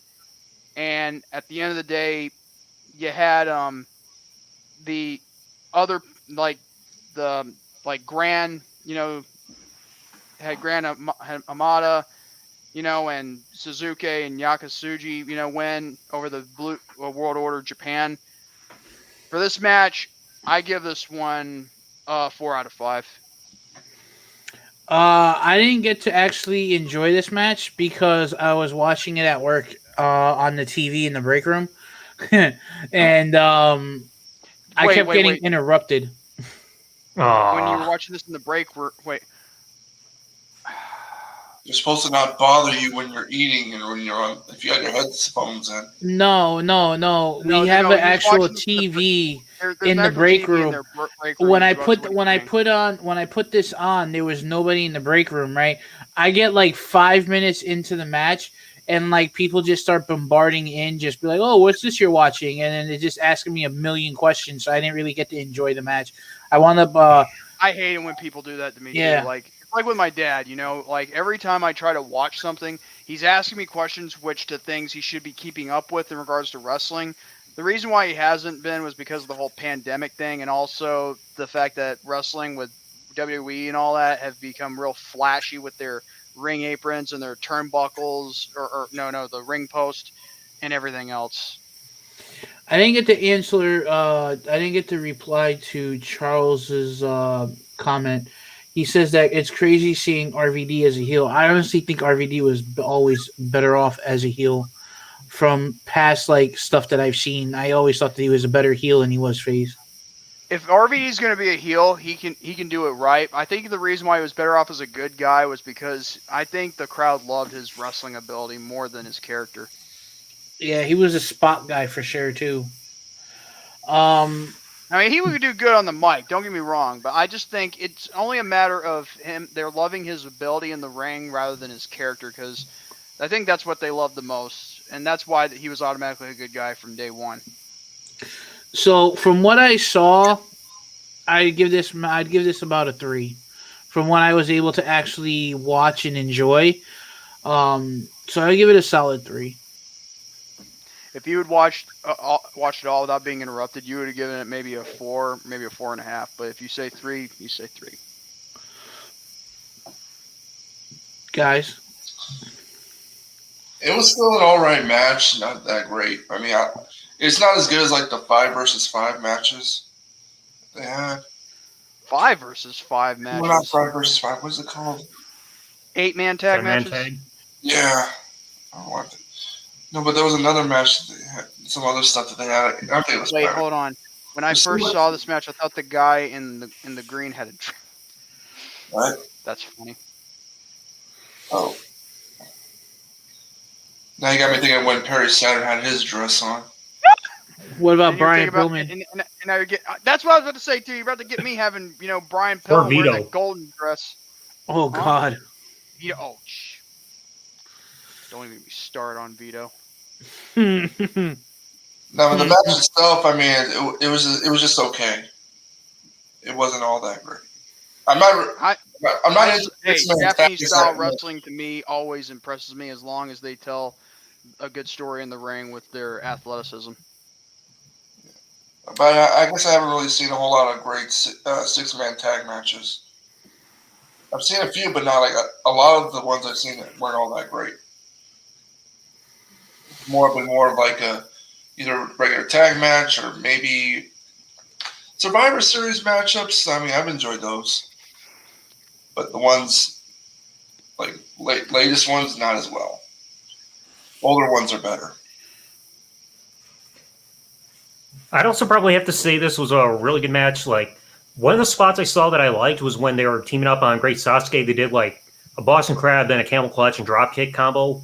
There are parts of me where I was tuning out a bit of the match. I felt like there were some points where it felt like the match was going on a bit long, but still like an overall great match. Really like how everything clicked and everything. So probably a really good like 3-on-3 tag match. Like Ulysses was saying, that like it's not common where you see people praising like a 6-man tag compared to like a 2-on-2 or like a 10-man tag. Is like you never really hear people saying, "Oh, this was like the best 6-man tag match," unless you compare it to something like Shield versus the Wyatt family from 2014, because that's like the most notable one. But other ones you don't really hear people talk about a great 6-man tag. But I'd say this was actually a pretty great match, even though, like I said, the minor criticism where there's a point where it felt like it went a bit long, but like still a great match overall.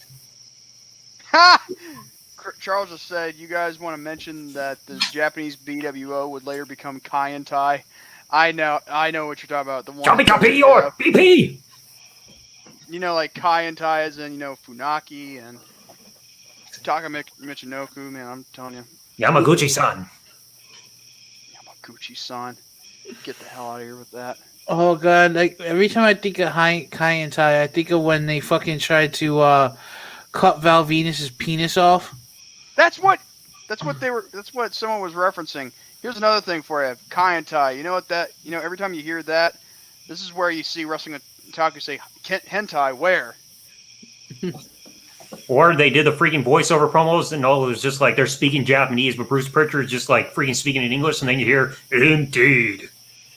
And I think that was like the type of thing they did in 2000. Or you remember when Taka got eliminated or thrown over the top rope at Royal Rumble 2000, smashed his head on the freaking ground after getting thrown out. Like, and then Lawler just kept replaying that over and over to death throughout the match, even playing in slow motion. Let me tell you something right here. That right there is cruel, but yet that's Jerry Lawler for you. And plus, he kept mixing up, saying, "Oh, did Taka go to a Chinese freaking hospital?" It's like he's Japanese, dude.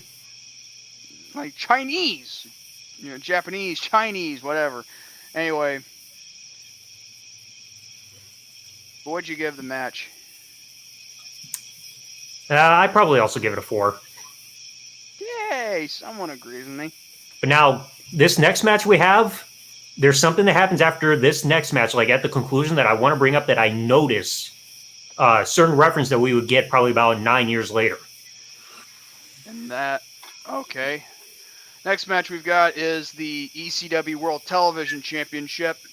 We got the franchise Shane Douglas, the man who brought in the revolution of the Extreme era for ECW, thus ending the Eastern Championship Wrestling era when he threw down the NWA World Heavyweight Championship down to the ground. Company with Francine versus the Pitbull number 2. And the reason why was because he kept trying to re-injure the Pitbull number 1 of his neck. And this match right here, I wouldn't say it would be match of the night, candidate. Now, granted, it's a good match in and of itself, but at the same time, you gotta admit, Shane Douglas as a champion, he knows how to work a crowd to get some people to hate him. Francine, the slut, nothing against her personally, but she has to act, the slut to be a heel, manager or whatever, and then they're trying to chant, "She's a whore! She's a whore!" Or saying, "She's got herpes! She's got her," and all the other stuff. But other than that, I thought those two did really good. There were some spots that there were some interference, especially from the Pitbull one. You forgot the big Stevie Cole promo. Oh yeah, that one was a good promo. Not gonna lie, that was a good promo. But we're not counting promos. We're doing matches only. But as far as that promo goes, that was good. I wish Stevie Cool would have won the whole thing. But then again, this was Terry's night. But we'll get to that when we cross that bridge. Anyway, Francine. ECW TV match, championship match. It was real good. I gave it a 3.5 out of 5. You know, but then the ending, I'll let Double Z explain that because this is going to be more his territory. But other than that, Joe, what's your thoughts on the match? I really didn't enjoy it because I don't really like Shane Douglas.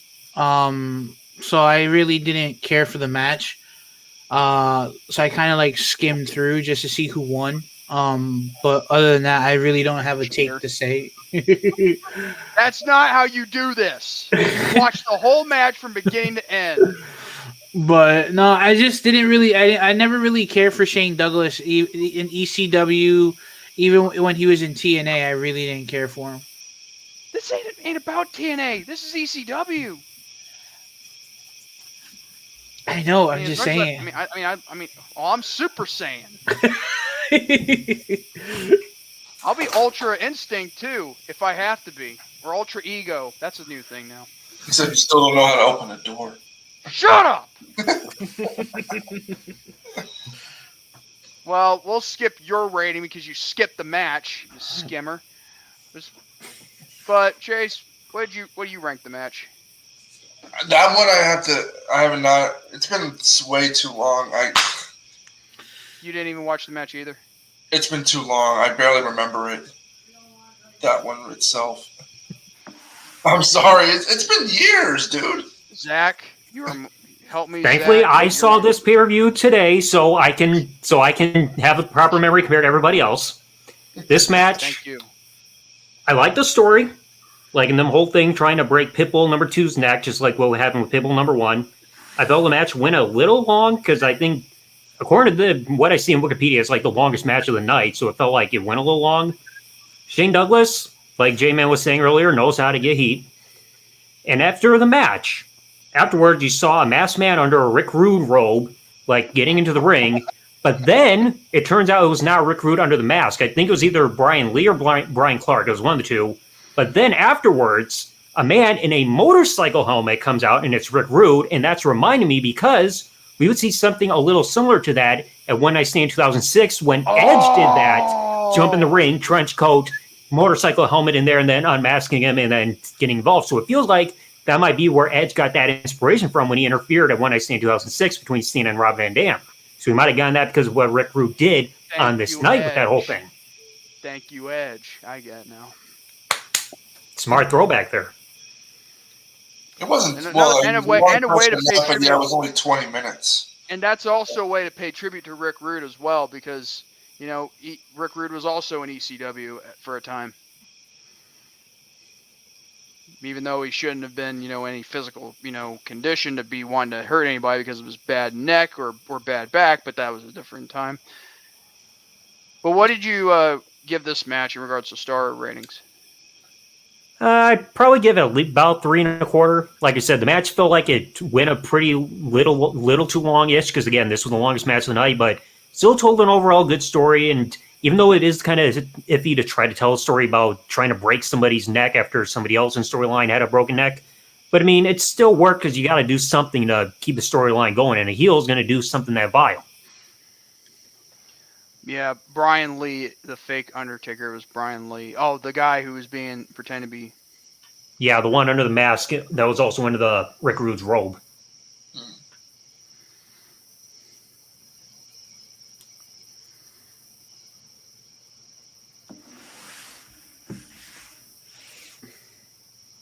The next one.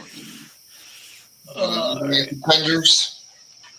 Yep, the next one is Taz with Bill Alfonso versus Sabu in a submission match.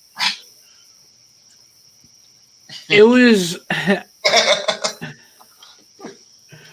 it was interesting seeing being able to go back and watch Taz wrestle again because we haven't seen it in so long.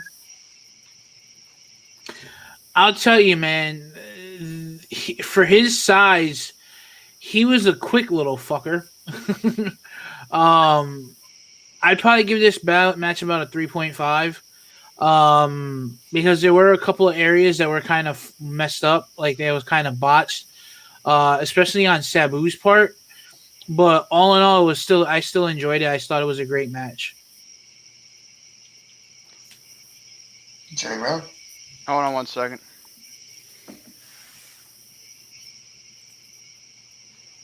And okay. Now, the match between Sabu and Taz. Okay.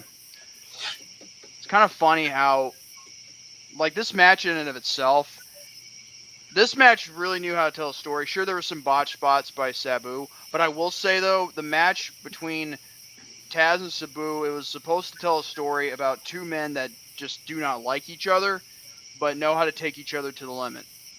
Even Taz said himself, you know. However, in regards to the double turn, like, you think that you'd see Sabu as the babyface, and Taz as the heel, but with Taz, it's like as if he had a change of heart of how he thought things, Like, it's like he had a change of heart as soon as after facing Sabu.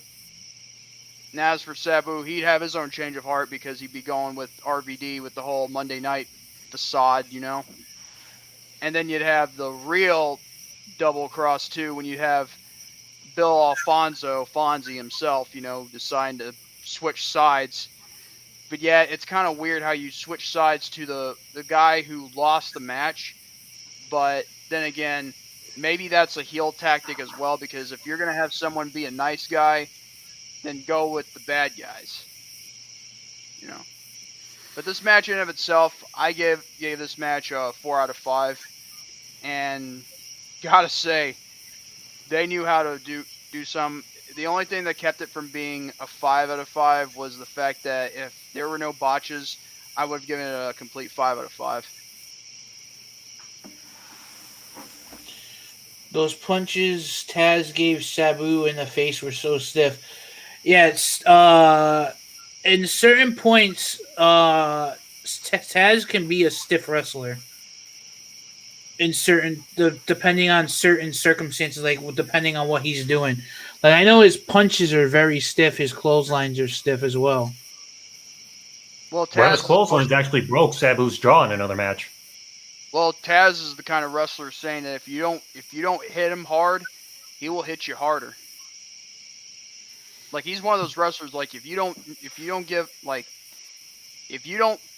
not like getting physical, then he will make sure you get physical. Yeah. That's how Taz was. That's kind of like how Randy Orton is too, I think he's the same way. I think so too. What do you guys have to say about this match? A lot of punches, a lot of slaps, and then getting thrown into the rail, being close to the crowd. That's just the first 5 minutes. No. I know, but then when you go into it, the way they kept going, Taz, like I said, he is stiff. Not just that, he's been stiff a lot. But there are nights where he's a little bit better, but still, like with that match, I'll give it a 3.5. Now, if memory serves me right, I believe this build, they had like a whole year they were building stuff. These two did not even have contact with each other. Like, they had times where they were teasing it, like they're about to come to blows, and all of a sudden there was like a blackout in the ring to where they didn't touch each other until this match happened. This match, they definitely did an amazing job building this up. Like, you heard the promos, like, about saying Taz was going to choke him out, see him on the 13th and all that. Hard-hitting match, back and forth. Yeah, the botches kind of messed it up a bit, but still a hard-hitting match. That turn at the end with Bill Alfonso was a nice touch.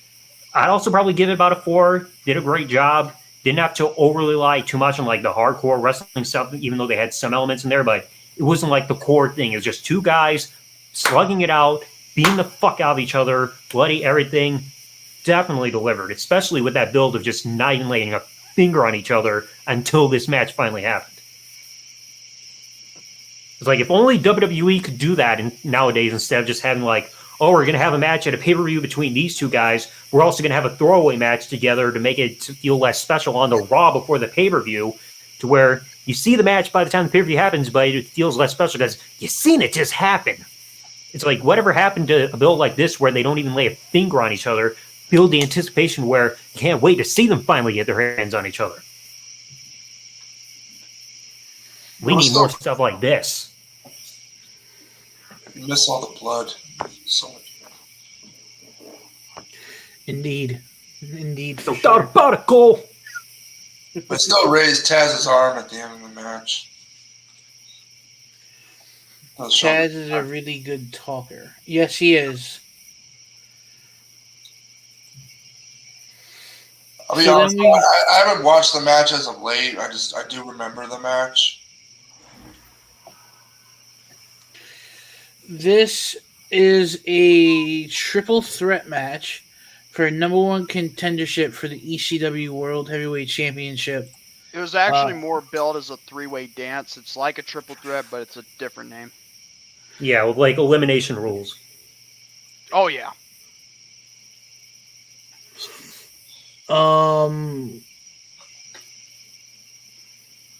It was interesting because this was the second longest match of the night.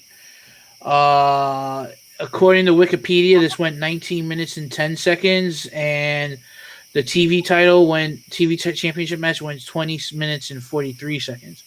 So this was the second longest match of the night, which isn't out of the normal for three-way dances, triple threat matches, etc. I was shocked to see that Terry Funk won it, but I can understand why. Star power, legend, hardcore legend at that. There's also another thing. He was also helping the company, a lot, from its upbringings to all the way to there, before he left around in late '97 and then joined the WWF in '98. But one thing I will say though, I kind of like, in regards to the '90s, I liked Terry Funk more in ECW than instead of WWF. I wish, there's one thing I do regret. Now, this is off topic, but if there's one regret that I do have in regards to us interviewing people on Rant and Rave, there's only one person I would have loved to interview, and that would have been Terry Funk.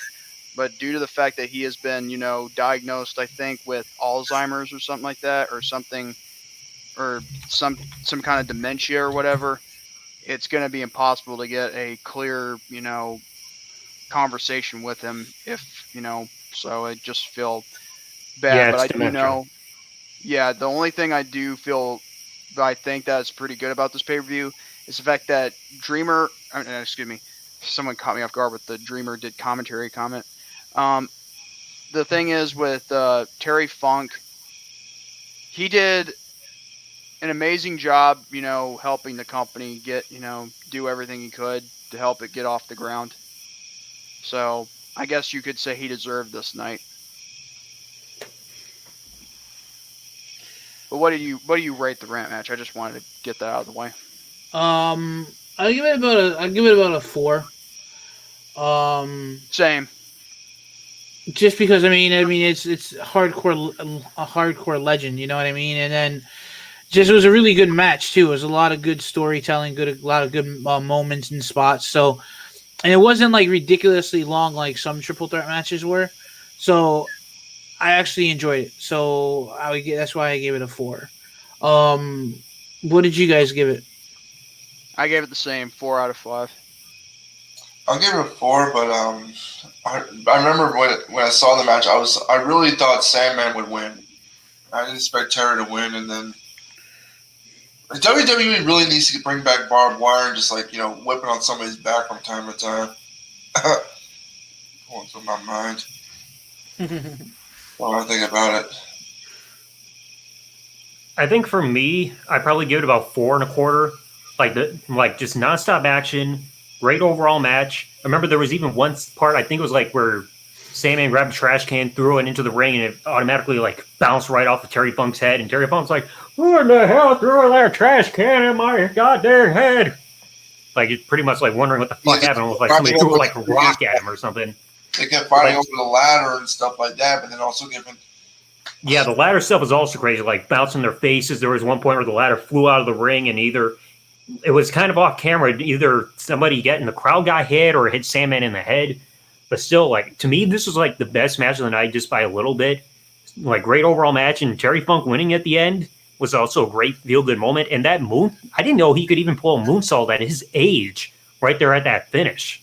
Like, that's a surprise to see somebody who's in his 50s, I think, at that point, still being able to do something like that.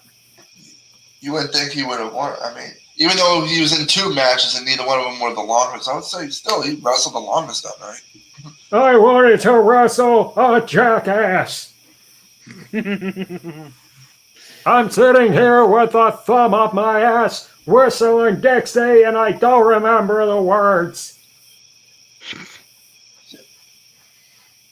You know, doing these old school wrestling, I love going back and watching them, but I just can't do it with the way that they've been edited so much.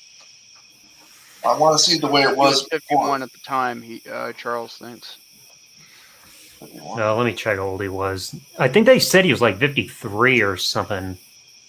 This is April 13th. Yeah, he was 53 because he's born in 40. Oh, wait, no. 52. This was back in April 13th, 1997. So because he was born June of 94 or 44, so he was 52. One number off or ahead. Because I thought they were saying on like commentary that he was 53, so he was off by just a couple months from them saying correctly on freaking commentary. Mm-hmm. And now we get to the main event. We get to Terry Funk versus Raven for the ECW Heavyweight Championship of the world.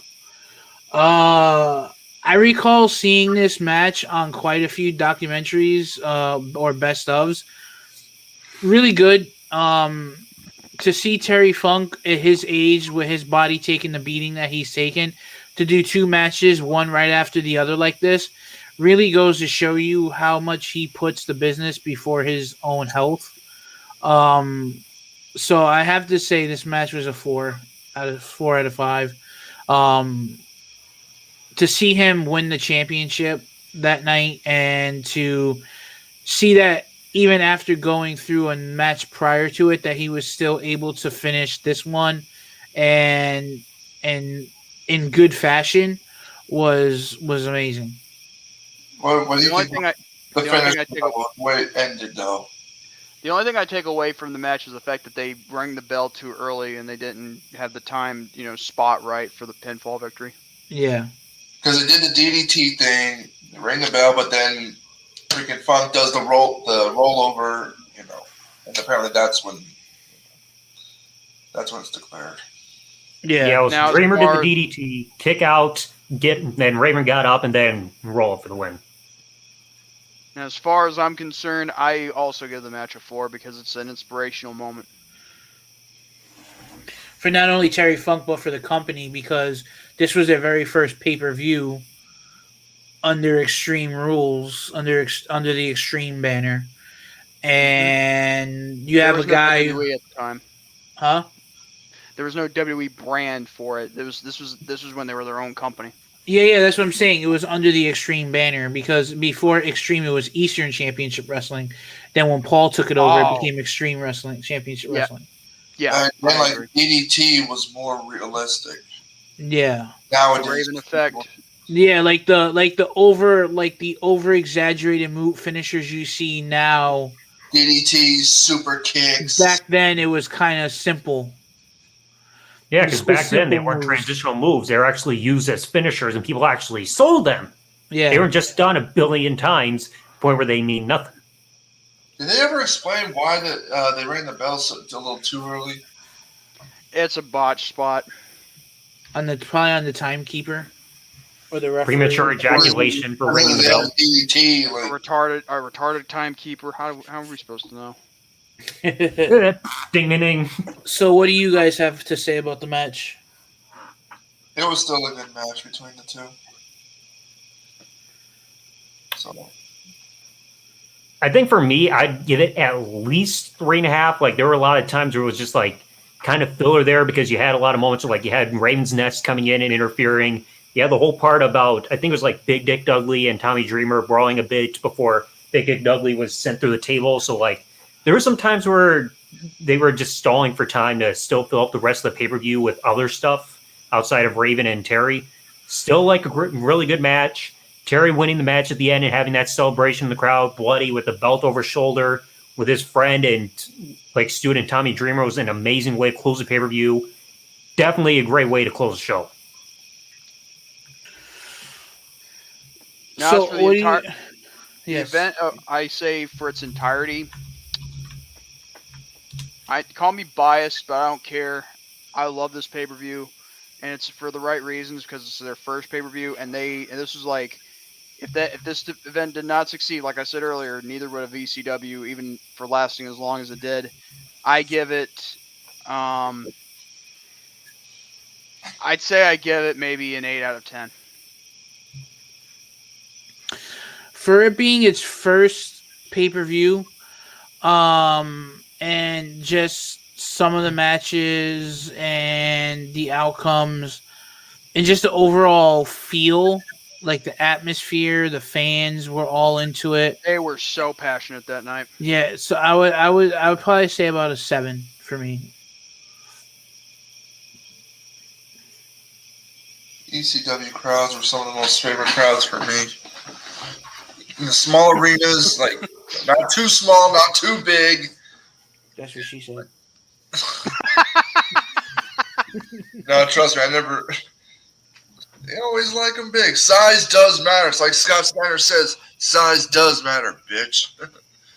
No, I don't care what anybody says. Double Z, I mean, I know you're you're short on supplies, but still. Bullshit. He's still My ex waiting says for his otherwise, girlfriend to remember? He's still trying to wait for his girlfriend to come. I'm in the mail, so you be quiet. Well, try Amazon. What do you guys think of the overall? What would you give it? The pay-per-view itself, Mm-hmm. the whole thing.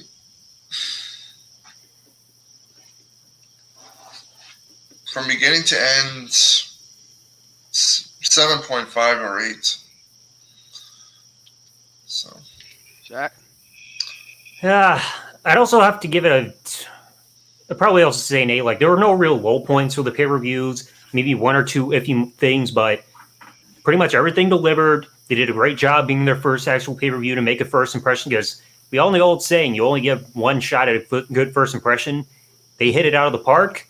Ending was fantastic. Great matches throughout the night. Like I said, just a couple weak points, but still a great pay-per-view.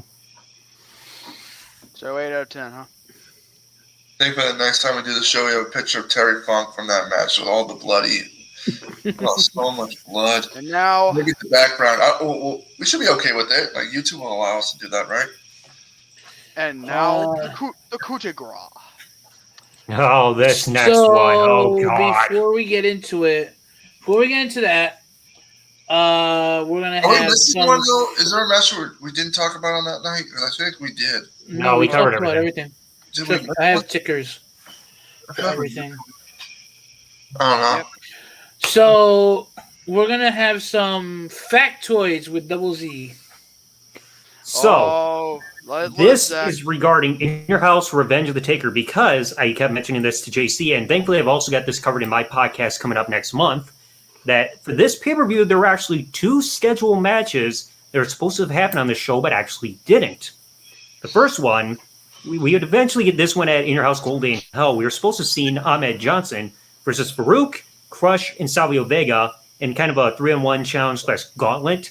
But of course, Farouk was injured with a bad arm and everything, probably because of the street fight from WrestleMania. So instead, they delayed that to a Cold Day in Your House, Cold Day in Hell, and they kind of progressed it a little bit on this pay-per-view. So we didn't get that match. So instead, we had the replacement match of Savio Vega versus Rocky Maivia.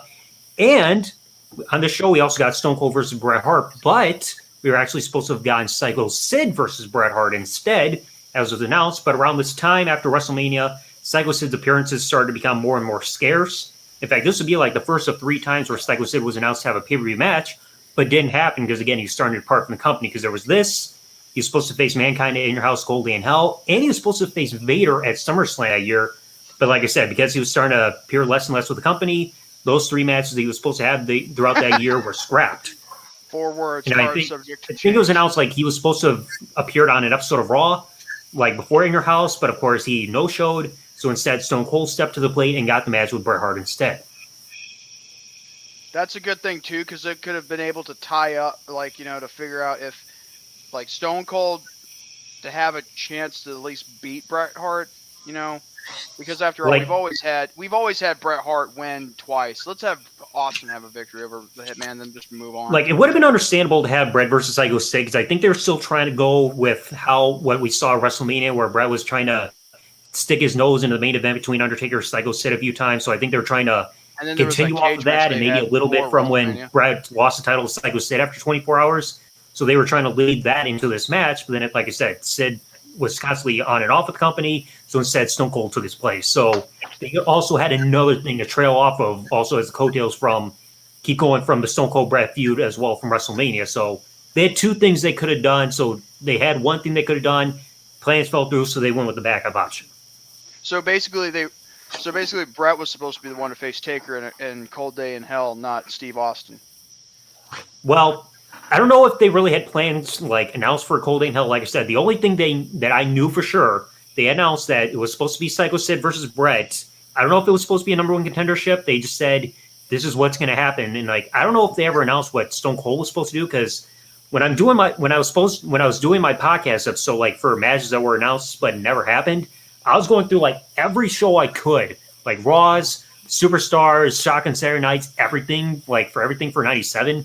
And I heard the announcement they were supposed to do Bret's Psycho Sid, but there was no announcement saying if it was number one contendership or anything. It was just saying, hey, this is going to happen at the pay-per-view. And then they had number one contendership when it became Stone Cold Bret Hart.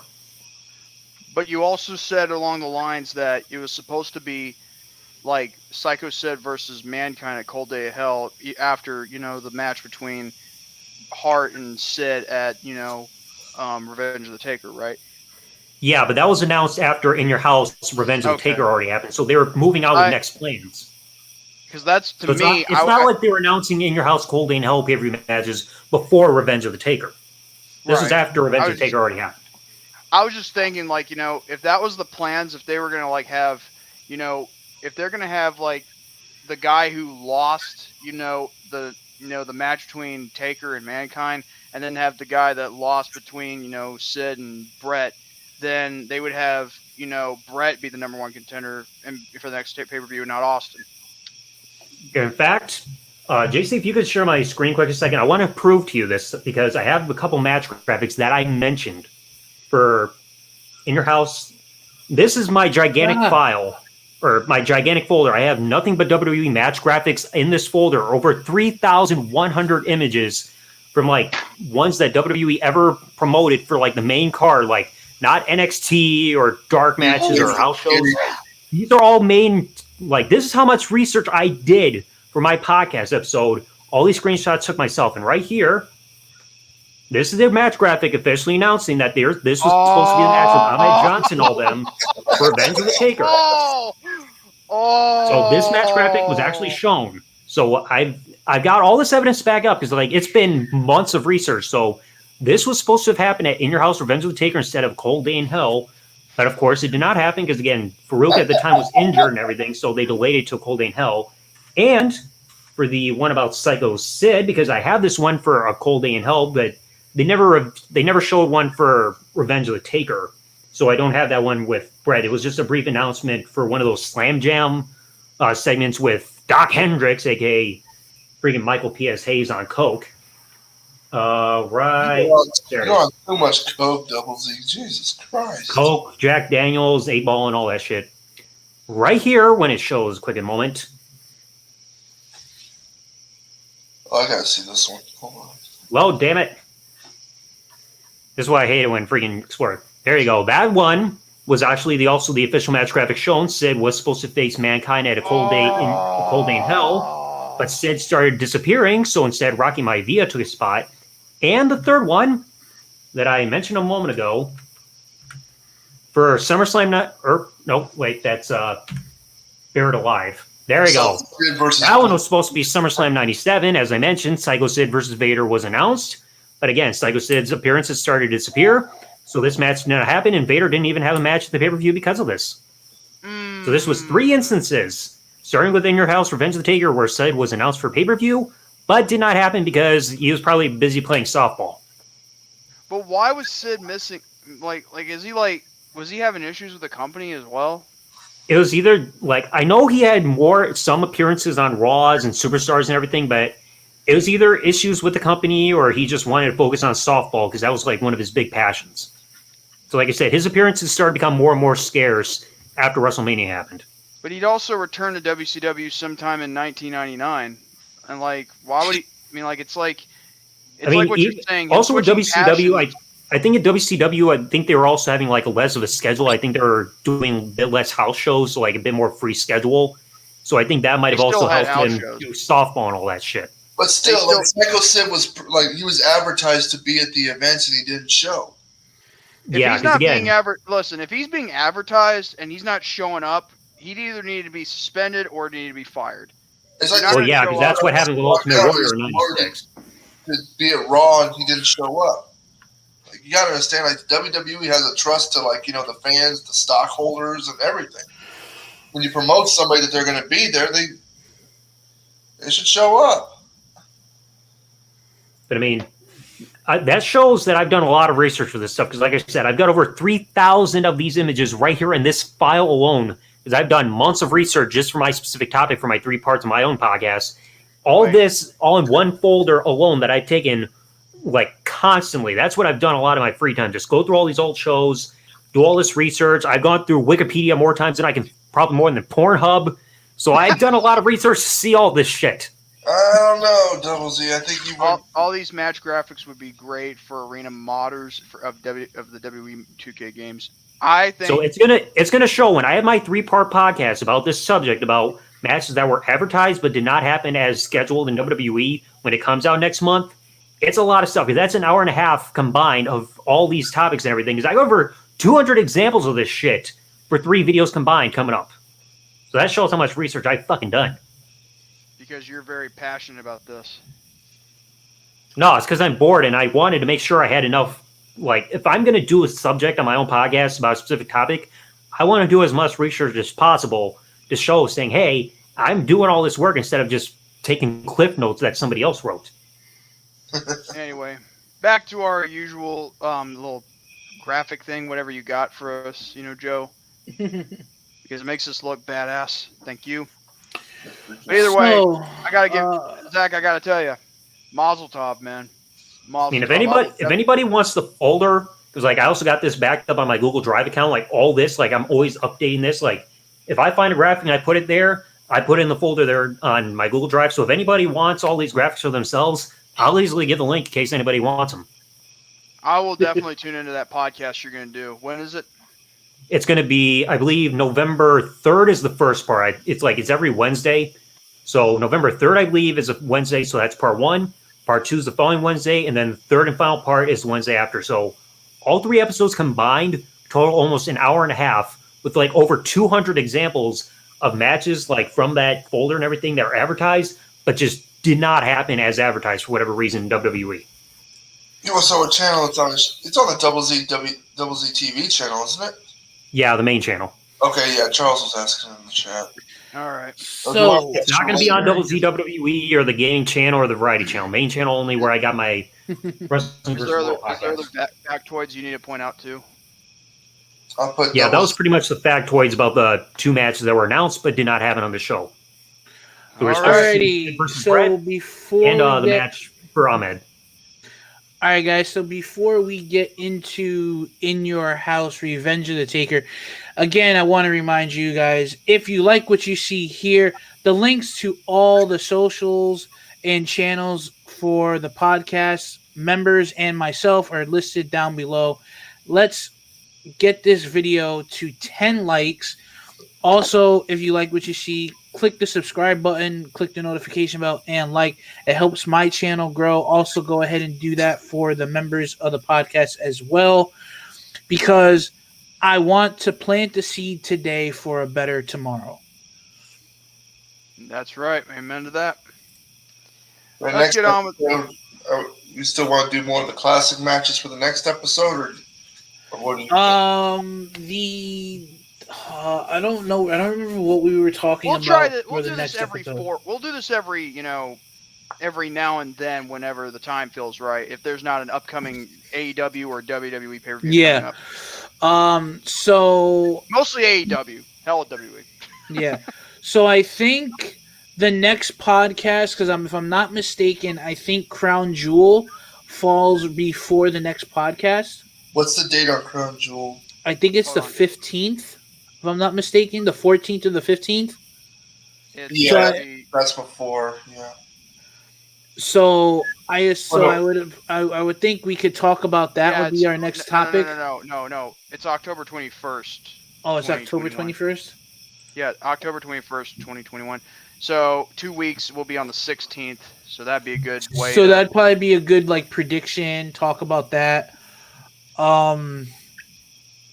I do know that I talked about it in Jordan's Rampage stream. I was thinking that go through all the Halloween Havocs, the WCW Halloween Havocs. Yes, yes, And that's an idea pick, that I agree. I agree with. Pick top 10 of your favorite Halloween Havoc matches.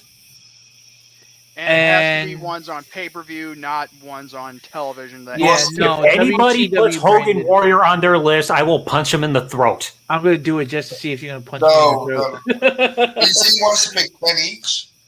Yeah, 10 each. Hey, It doesn't those have would- to be pay-per-views, just matches on the Halloween Havoc pay-per-views. No, I mean, yes, it has to be the ones that were from the pay-per-views, not the NXT ones, because they're just basically taking it to themselves. Because I do notice that NXT is kind of adapting things into their arsenal that's almost WCW related, like the Great American Bash or Halloween Havoc or New Year's Evil. Ring a bell? Never heard New Year's Evil name before. Oh my God, WCW did that before too. Did New Year's Evil, but it wasn't a pay-per-view. It was actually a Nitro special, I think.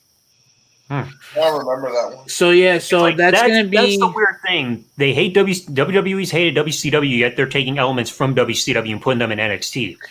that's gonna be on Hallows Eve, the night before Halloween. So you guys have almost a whole month to put your list together. I already know what my number one's going to be. You will fight me. I'm just kidding. I'm gonna have to look at all the Halloween Havoc pay-per-views and the matches themselves, so that way I can, And if anybody says the freaking Chamber of Horrors match from '91, I'd have to watch it before I give my review on it. that you don't need to see that match. The word horrors is emphasized I've seen for a worse. reason. I've seen worse, like that whole Triple Cage match in '96. No. Do not remind me of that damn match. That's the worst match I've ever seen in my life. Freaking Hulkamania, the Mega Powers versus the Alliance said Hulkamania Here we in the go worst again. match ever. I hate that match more than anything. Yo, my boy Ever. didn't stand up. He jumped out of his seat. Worse than Big Donald Trump, Rosie O'Donnell. Worse than the Count from Hell. Worse than Undertaker, Big Boss Man at WrestleMania 15. Oh, Freaking worse than that Jackie Gata match. Worse than Patterson Briscoe from King of the Ring 2000. It's the worst match I've ever seen in my life. I agree with you on that match too. I agree with you. I've seen a lot of terrible matches in my life, and I mean a lot That to the wasn't point a where I'm match, surprised I'm dude. not in therapy to wipe that shit out from my mind, or at least freaking overindulging on alcohol to freaking have alcohol poisoning, you wipe that from my brain. That's how badly those matches plague me. You could have Coca-Cola poisoning if you wanted to. That doesn't help wipe away the memories. I could write my own freaking Russell Crap book on terrible matches. In fact, I've got that coming up for a subject of my freaking podcast too about WWE matches you don't need to even see. No. I'm not going to remind him of that because let me tell you something. No. Yeah. Do not remind me of that pay-per-view either, Spectral. Do not. No. I have notes from a Word let me tell you document something. on my computer right now. When I freaking took notes for a potential review for that show at some point, I might do that just to get it out of my system because that is the worst pay-per-view that he just mentioned in WWE fucking history. By the way, just so we're clear, you're wrong. It's not ECW. It's WWE ECW December to Dismember.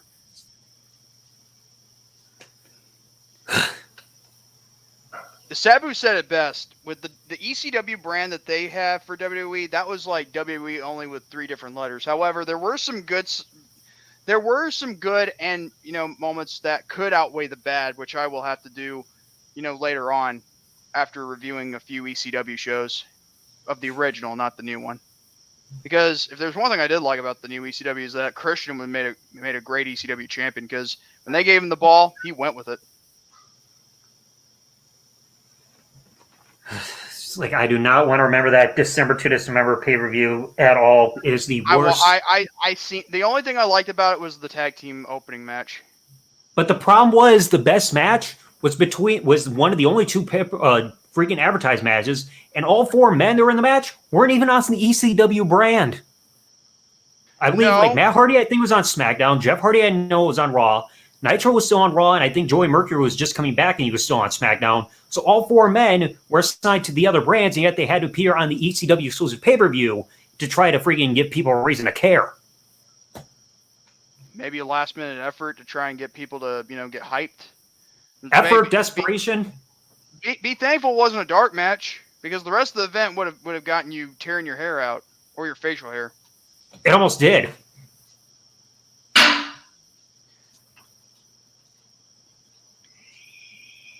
Wait, WZ already destroyed that DVD for a reason. Oh, you did? Yeah, exactly. I'm glad I still saved that freaking destruction video. My machete got to good use that day. At least you made content. Just boom, knockout. All it took was a machete? Yeah. You used a Wait, you didn't even machete? you don't even know about the video? No! Look at It's on my some channel. destruction ECW video. December to December 2006 DVD Destruction. I had the DVD on the table in my basement, grabbed my machete, and just freaking beat the fucking shit out of it till the whole thing was into pieces all over my floor. I mean, hell, I think it was like maybe a couple months ago we were going through my basement trying to sweep up stuff, and I still found a bit of a fragment from the DVD still like hiding underneath my grandfather's workbench when I destroyed that freaking DVD years ago. Wow. So that showed the destruction, because I hate that show to death. Worse than WrestleMania 2, 9, 11, 15, 16, Survivor Series 99, King of the Ring 95, SummerSlam 93, all that. I was going to put the link to that destruction video in the chat, but I can't. You don't have mod chip, do you? Yeah.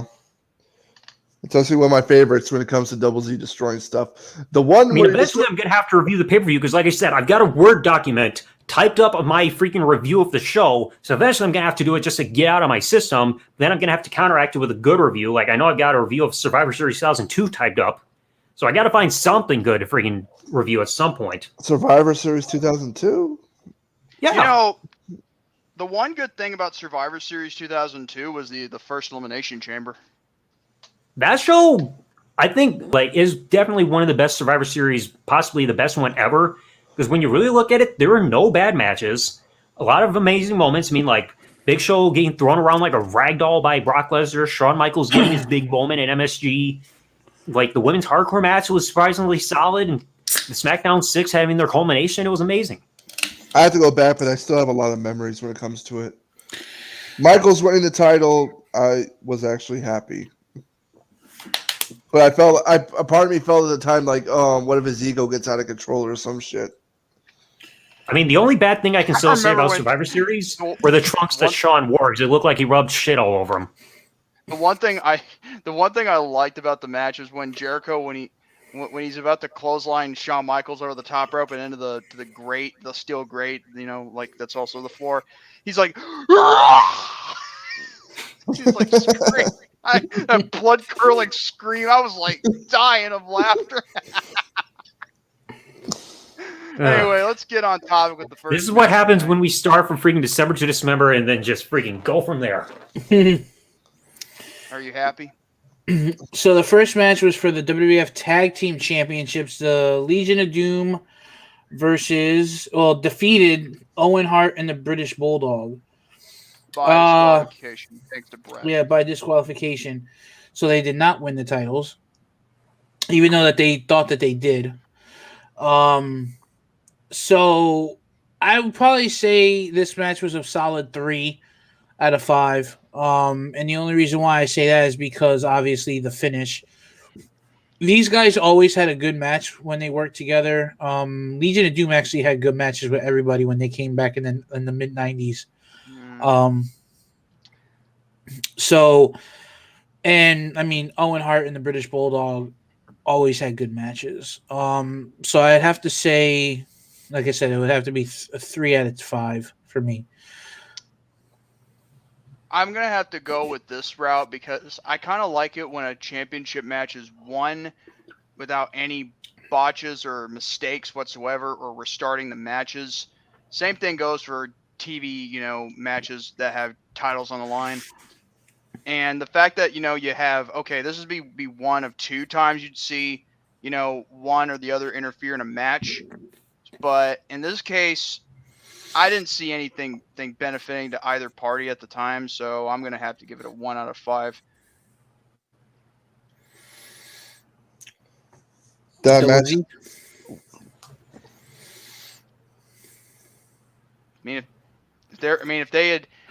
If Brett hadn't interfered in the final moments of the match, maybe the match would have been maybe 2, maybe 2.5, maybe 3. I don't know. That's just my opinion.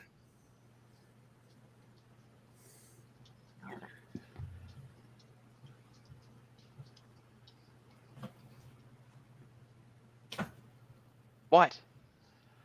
Anyone else Waiting for Chase to give his freaking review, and all of a sudden he's not Well, they said your name first before me. They said Double Z.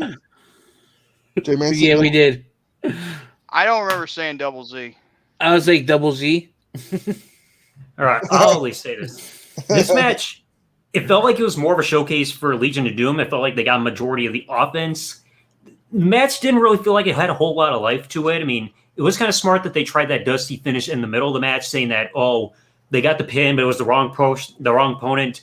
Owen Bulldog wanted to freaking get counted out, but the referee said if they do that, they lose the titles. Brett interfering at the end, it was like a typical heel move, but it kind of made the finish feel flat. It didn't feel like it really connected on this night. Like I said, with Legion, it felt like more of a showcase for Legion of Doom to get a lot of offense to look dominant. Like they wouldn't even win the tag titles officially until like a few months later when they won it from the Godwins. So it just felt like more of a way to still have them chase for the belts for a while. Out of 5, I'd probably give it maybe 1.5. It just didn't feel like there was a whole lot of life to this one. I see. What'd I tell you? Chase? That's a match I have to go back on and rewatch. I've been busy with work and stuff. I haven't been able to go back and. I don't care. Alrighty. So we're gonna go into the Intercontinental Championship match. What the hell? I could have swore I clicked ticker on that. Can you check all of them before you showcase them and see if they got the ticker on them? There's always one in every bunch. So it's gonna be Savio Vega defeating Rocky Maivia by countout. Yeah, this was bad. I've seen Rock in better matches. Yes. But then again, and I could go the same for Savio. But in this case, I was really shocked when they turned him heel to put him with the Nation. Like, I didn't expect that. And then they did the same thing with The Rock when he got hurt and then came back and he was dirty because they all booed the hell out of him. Yeah, but at least with The Rock, it helped rejuvenate him. Yeah. Yeah, that help rejuvenate The Rock and also help and it was all uphill for them. Reinvent himself too. Yep, because the rest is history. Die, Rocky, die. Die, Rocky, die. I've got 3 words. Die, Rocky, die. And then that's the gratitude I get from you pieces of crap for all my blood, my sweat, and my tears. and then it goes from that to it goes like, no, Chicago. It's not sing along with The Rock. Either way, the match itself, I've seen better matches for both men. This one really doesn't cut the mustard for me, so I'd say 1 out of 5 again, just like the first match. Yeah, for me, I didn't even get to give my rating. I'd probably say about a 1. Because I've seen, like you said, I've seen better matches out of the both of them. And this pretty much was basically just to set up Ahmed and Rocky Maivia versus the Nation. You know what I mean? Because or just Ahmed versus all 3 of them. yeah, or Ahmed versus all 3. So it kind of sets it all up. So again, I mean, there was no real. If that's how they were going to do it, then they shouldn't have just had this match on the free for all.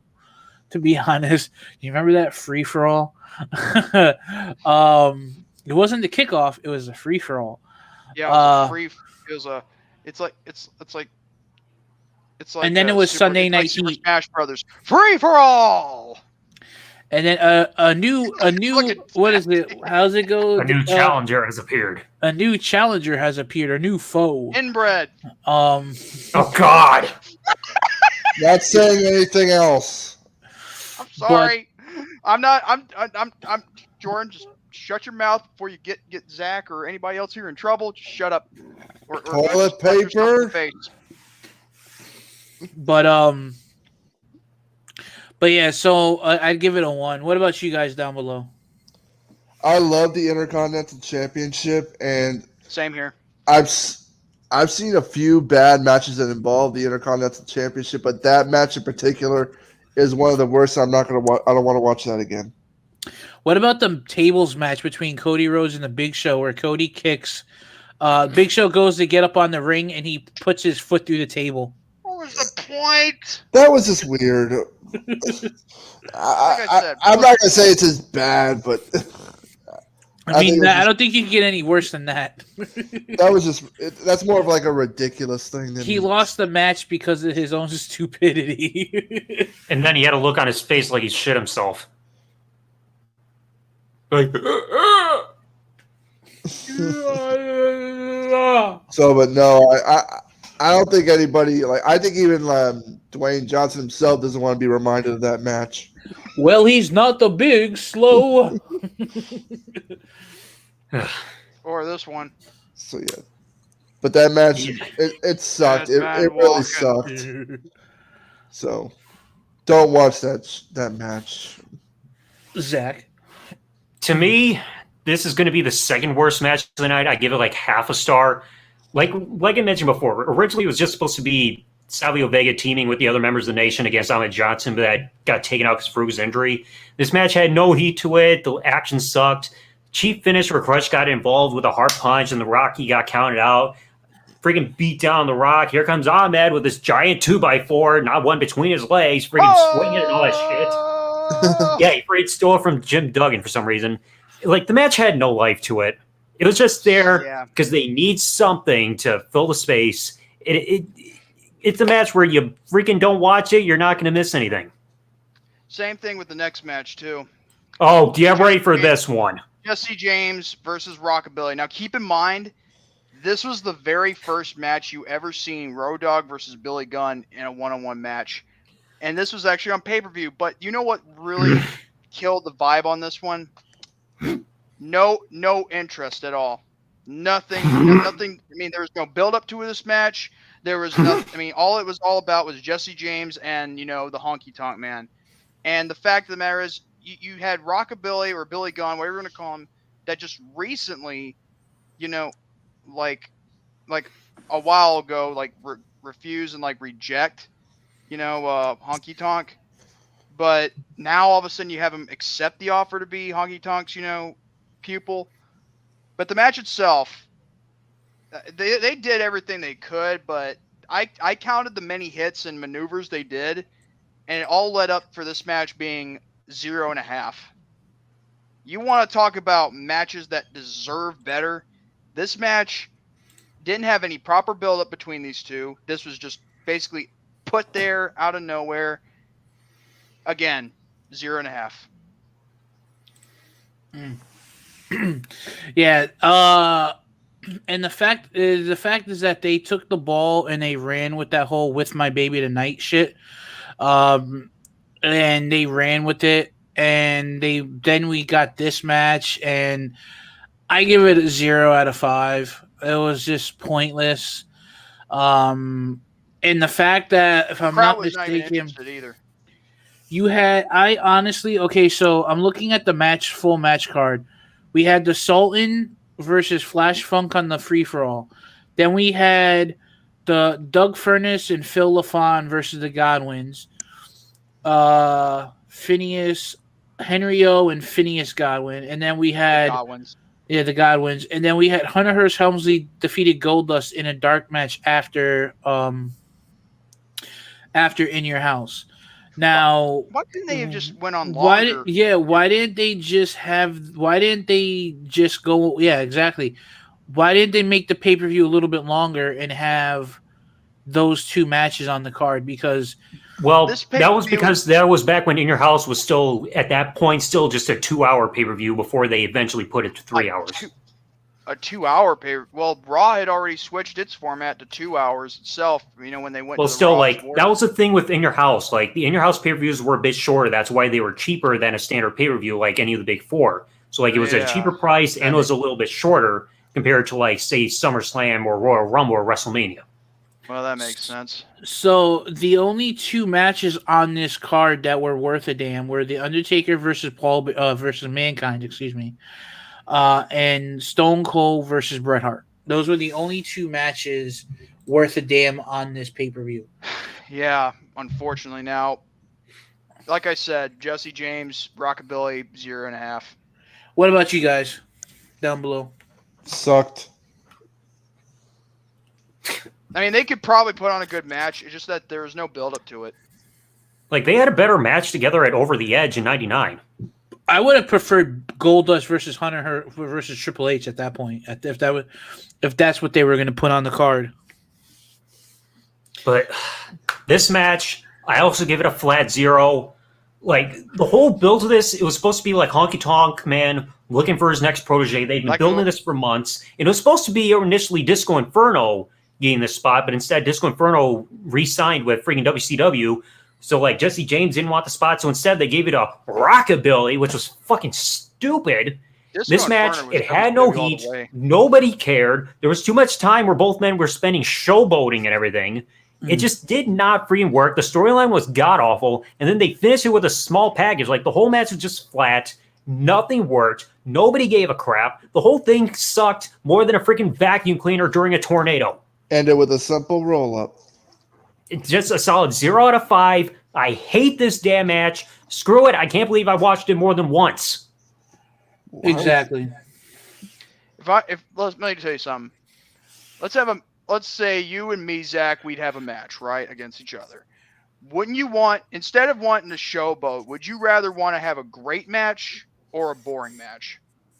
Rather have a great match. You don't want one that's just filled with a lot of freaking just showboating and freaking wasting time.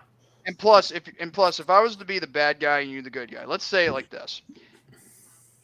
In me, if I'm gonna pander to the crowd, I'm gonna just say to them like, you all suck, okay, like, or say if I suck, hey, I suck, well you guys blow, you know, just get them pissed off. Then you'd be the baby face, but we'd still have a great match together. If it were like 10 minutes or 15 minutes, I mean, as long as we're telling the story. This match right here didn't really tell much of a story. It was just meaningless. There was no build. Like, I lost count how many times Rockabilly stopped what he was doing just to keep doing Honky Tonk Man's like freaking shake, rattle, and roll motion over and over in the match. I saw that more than once. I'm like, dude, for the it's like they had nothing to do. I mean, the match lasted less than 7 minutes, yet that's what I keep remembering. They just keep spending time freaking showboating to each other and taunting each other more than just trying to tell a story. This should have been dubbed a showboat match instead of a singles match. It's like this match was freaking nothing. A waste of time. And then, thankfully, they would freaking correct things a little later on when they freaking get Rockabilly away from Honky Tonk Man and then form New Age Outlaws. Wait a second. That would be Jordan's case for Jesse James defeating Rockabilly with the Honky Tonk Man. I hate it and I don't like it. Hey, Brandon, what's going on, buddy? That's from R&R episode 24. If you guys don't know about that. There's a reason. Okay, during a rant, I'm just gonna say this off topic. When I was doing a rant and an exposure on somebody, let's just say I said these words regarding the race card. Okay, I said I hate it and I don't like it. That's basically all. And, you know, I know it's bad wording, but hey, people find it funny. I got no problem with it, but I will say though, as long as people find humor in it, that's fine. I mean, I was just pissed off, you know, because I was still having to do what I had to do on that day. But now back on topic. Let's go to the next match, which 2 matches were actually worth a crap. The first of the 2 main event. Oh, by the way, just so we're clear, Should we do the Jesse title James, match first? Jesse James and Rockabilly was the worst quarter main event of the year of 1997. Moving on. Semi-main event. One quick thing about Jesse James for the match graphic I saw, they actually misspelled his name and they spelled it Jammes. So instead of saying Jesse James, it's more like Jesse Jamis. Really? Yeah, I actually have that. Like, what do you not have? I don't know if I dare show it. But anyway, so we are in the semi-main event, even though I wish it was long. This event was longer. WWF Championship: The Undertaker defending the title and defeating Mankind with Paul Bearer. Now, this match right here, it was definitely this was definitely match of the night for me, regarding to other matches that already happened before this. I agree with you, Spectral. But the one thing that, like, after the match, the one thing I did not like was the botch spot when they were trying to light up Paul Bearer, like light up that little fireball up in Paul Bearer's face. There was 2 missed botch spots. I think Mick Foley was having a problem doing it, and then all of a sudden, then Undertaker had to improvise, take Mankind down, have Paul Bearer put to the corner, and then he's like, no, and then all of a sudden, that's when Undertaker's supposed to do the spot, and Mankind doesn't do the botch spot. So, yeah, you could tell there's a little bit big, like, botches regarding to the finishing after the match, but the match itself, it was great. So I give it a 4 out of 5 match of the night. I give it about a 4 out of 5 as well. I always liked the Undertaker Mankind feud. Look at Double Z. See, that's what I'm talking about right there. You can see the MMES right there, the middle of it. They misspelled his freaking name.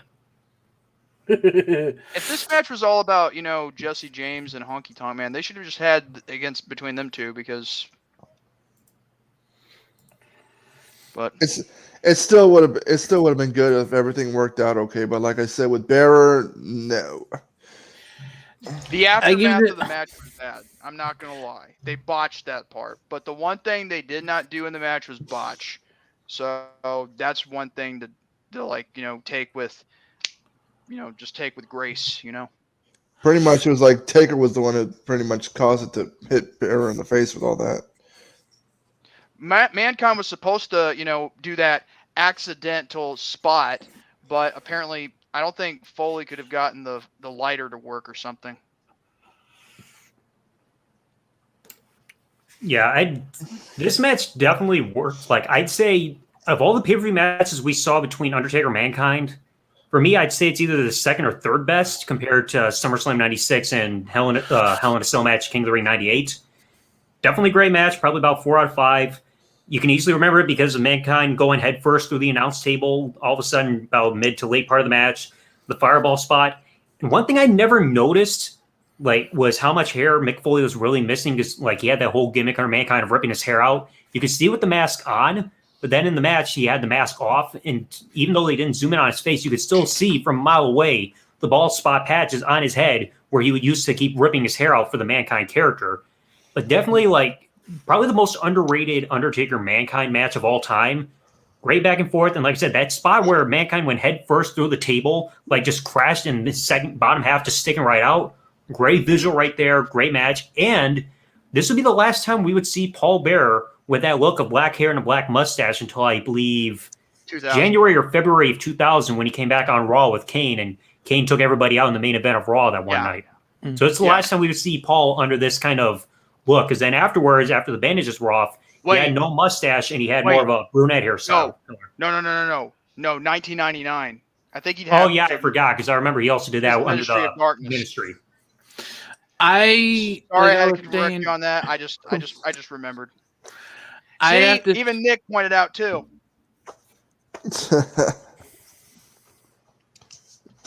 You're gonna piss him off, man. Shut up.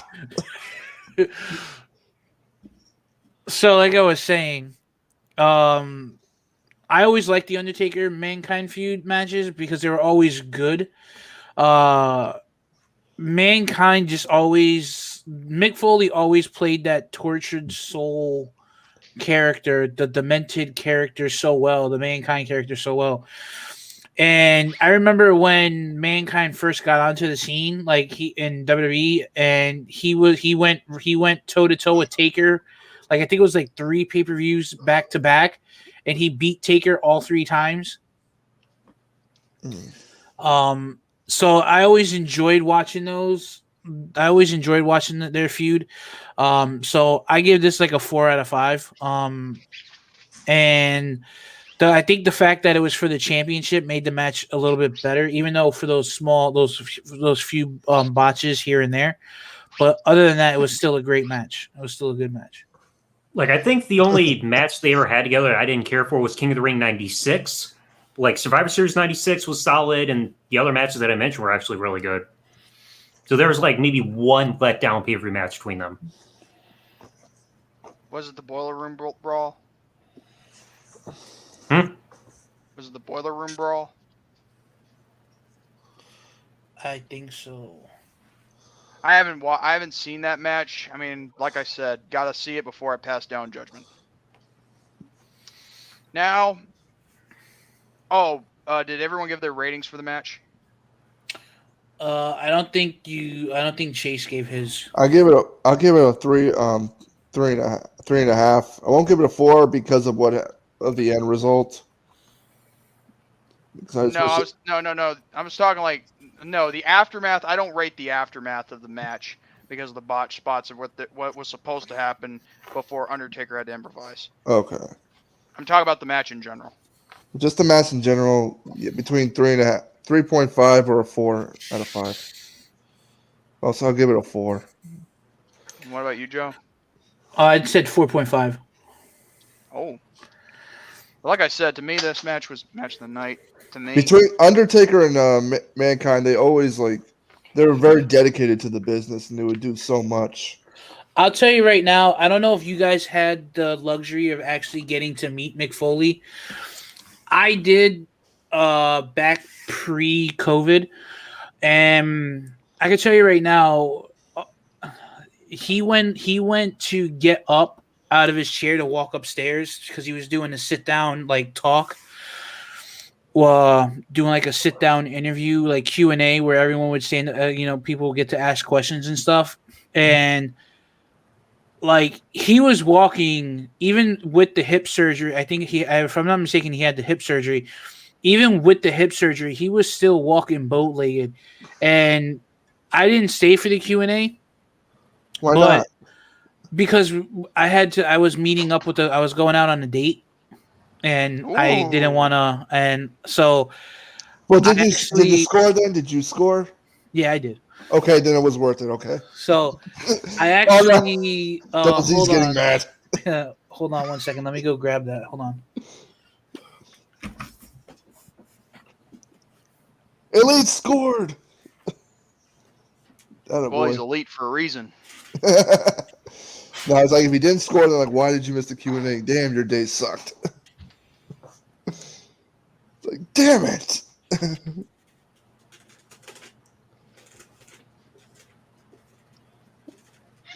Well, Mick, I mean, I've always respected that man. I mean, he's taken so many shots to the head. He's done a lot of crazy shit. It's so weird to see him when he was having the original Mankind run, seeing those bald patches in his head because he would rip his hair out because of the character. Well, he was good. Like each persona that he did, he always he kept each one separate. There was something different about each one. Whereas Mankind, Do Love, Cactus Jack, just Mick Foley.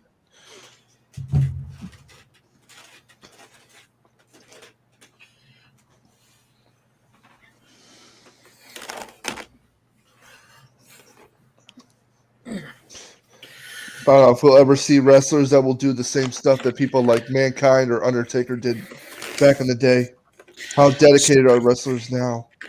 So when I met him, he was walking up the stairs and he actually went to go put his foot up on the step.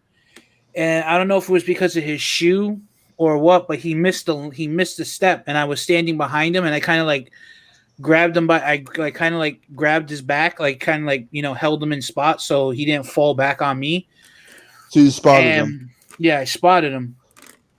And he was like, he goes, you know what? He goes, I normally don't sign because he signed I think it was like a 12x14 because it has Cactus Jack, Dude Love, and Mankind on it. And he signed it all 3 times as all one of his characters. And I bought this figure to have him sign it, and he didn't sign it because he didn't have time. And because I was standing behind him and I actually got to hold his back up and I spotted him, he actually signed my Elite WrestleMania. Oh shit. Yeah. I had to buy a fucking protector for that. I was like, yeah, this is going in a protector case. All But- right, good Joe. But I after he signed it, I was like, look, I said, you probably hear this all the time, but I was like, you know what? I was like, I'm gonna say it one more time. As a wrestling fan to a wrestling fan, because I know he was a wrestling fan growing up. And I said, and I know there's a whole generation of kids out there that are now adults that grew up watching your stuff in the 90s. I said, as for me and all of us, I said, thank you for what you've done. Thank you for putting your body at risk for our entertainment and for your love and passion for the business. I said, I wish you would have been a multi-time WWF champion or WWE champion. And he was like, you know what? He goes, thank you, and he's like, thanks for that. He goes, hopefully you're staying for the Q&A. And I said, you know what, Mick? I would love to stay for the Q&A, but I got a hot date, if you know what I mean. And he goes, oh. He's like, I know. So it was really cool because you don't get to meet, always get to meet, like when you get a chance to meet certain wrestlers, you always think that, are they going to be as cool as they look or as cool as they are on TV? And out of all the wrestlers I met, Foley is probably one of the most down-to-earth level guys. Like, other wrestlers are going to play their characters and stuff like that. But no, he was humble, signed everybody's autograph, talked to everybody for a little bit, shared a couple of stories. He was even telling me, he was like, I don't even remember going into the studio for the figure. He's like, I don't even remember going in for the face scan. so he's like, I don't know where they're getting my head sculpts from, but I don't recall going in. I was like, oh, well, maybe you should take that up with Mattel. Maybe you should. But so far, he's probably the hands down my favorite wrestler I've ever met, and I've met quite a few of them. But either way, that is a good story, though. Thank you. So, are we ready for the match of the main event? Yes. We have Stone Cold Steve Austin versus Bret Hart for #1 contendership for the next pay-per-view in your house 15, A Cold Day in Hell. Yes.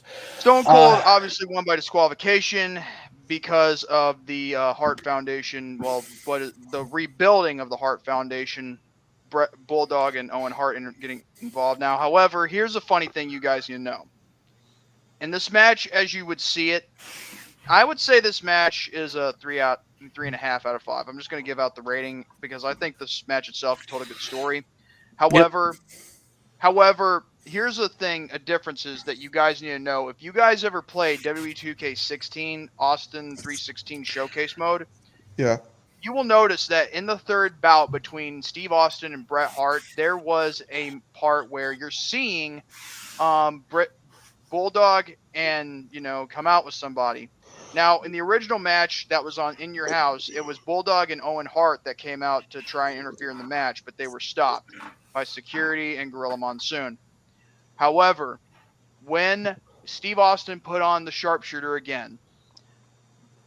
Bulldog, he came back in the ring, of course, as it did in the video game and in real life. Attacked Austin with a steel chair and caused a disqualification for Bret Hart to lose the match and Austin to win, for him to meet Undertaker at that. However, I don't have that version. I wish I did, but that's neither here nor there. So, I got that one too. Apparently, you lousy bastards. It's like, come out of the closet, Double Z. Get out of the closet. If he comes out, he's like, "Woohoo! I'm gonna lose my shit."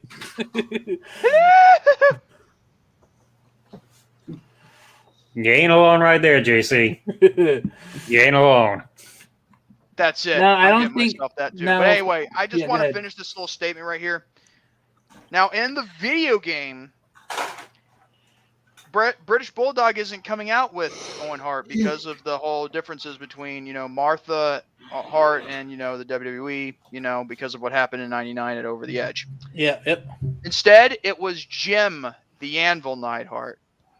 But the problem was Jim Neidhart had not yet come back to the WWF at that time. Interesting. If they had just done it with just only British Bulldog, I could have understood a little bit better, because after all, British Bulldog was the only one that made physical contact to Steve Austin, costing, Bret the match. And by the way, Owen Hart was going to be in WWE 2K16, but it was cut because of Martha not wanting WWE to feature his likeness. Well, they did have him in that Heart of Gold DVD, so what's the difference? That was a great DVD. I have that shit, and that by far was such an amazing DVD. But either way, that's just what I wanted to point out to you guys, real quick. Now, as for the match itself, if it had ended cleanly for Stone Cold to win against Bret, with a clean pinfall victory, which I think should have happened, it would have been a 4 out of 5 to tie up with Taker and Mankind. But since it was ended in a disqualification, I give it a 3.5 out of 5. I think they had a choice between either disqualification. I don't think they were going to let Bret tap out to his own submission. They don't have to make him tap out. I mean, all they could have done was have him be rolled up or get hit with a stunner and then get pinned. Yeah. But Bret tried to put him in a submission, but luckily Austin uses the brace and then countered back. He used his own brace, the thing that Bret Hart took off just to try and get an advantage over him for. That was funny. But still, it was still a good match. I was still happy because Austin got the #1 contendership. So Same goes with SummerSlam 97 being cut from 2K16. Yeah, I know. Well, then again, that match wasn't really that good. But then again, if they had to relive, if we had to relive doing that match, we would have cringed, like at that moment when Owen's going like, "Oh no!" Wait, what? and then he gets rolled up for the pin. I'm like, when Austin broke his neck. Oh. Yeah, when Austin broke his neck. And then it's funny because that broken neck was cut too. For that broken neck, it because Austin was supposed to win the title that year, but because of that broken neck, they gave it back to Shawn because Shawn was doing the whole DX thing, starting up the DX thing that summer. Mm-hmm.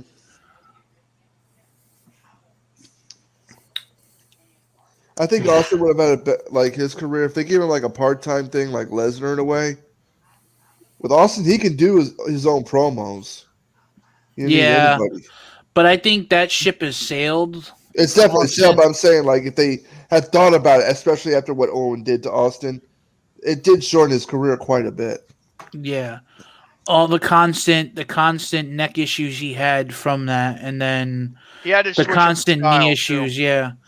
If you watch Austin from 95, 96, and then watch Austin from like 98 to 98, 99, two completely different Austins. No. Different styles. No, we're talking like from 95 to 97 before SummerSlam. And then after SummerSlam, once he came back to Survivor Series 97, all the way to the very last match he had, yeah.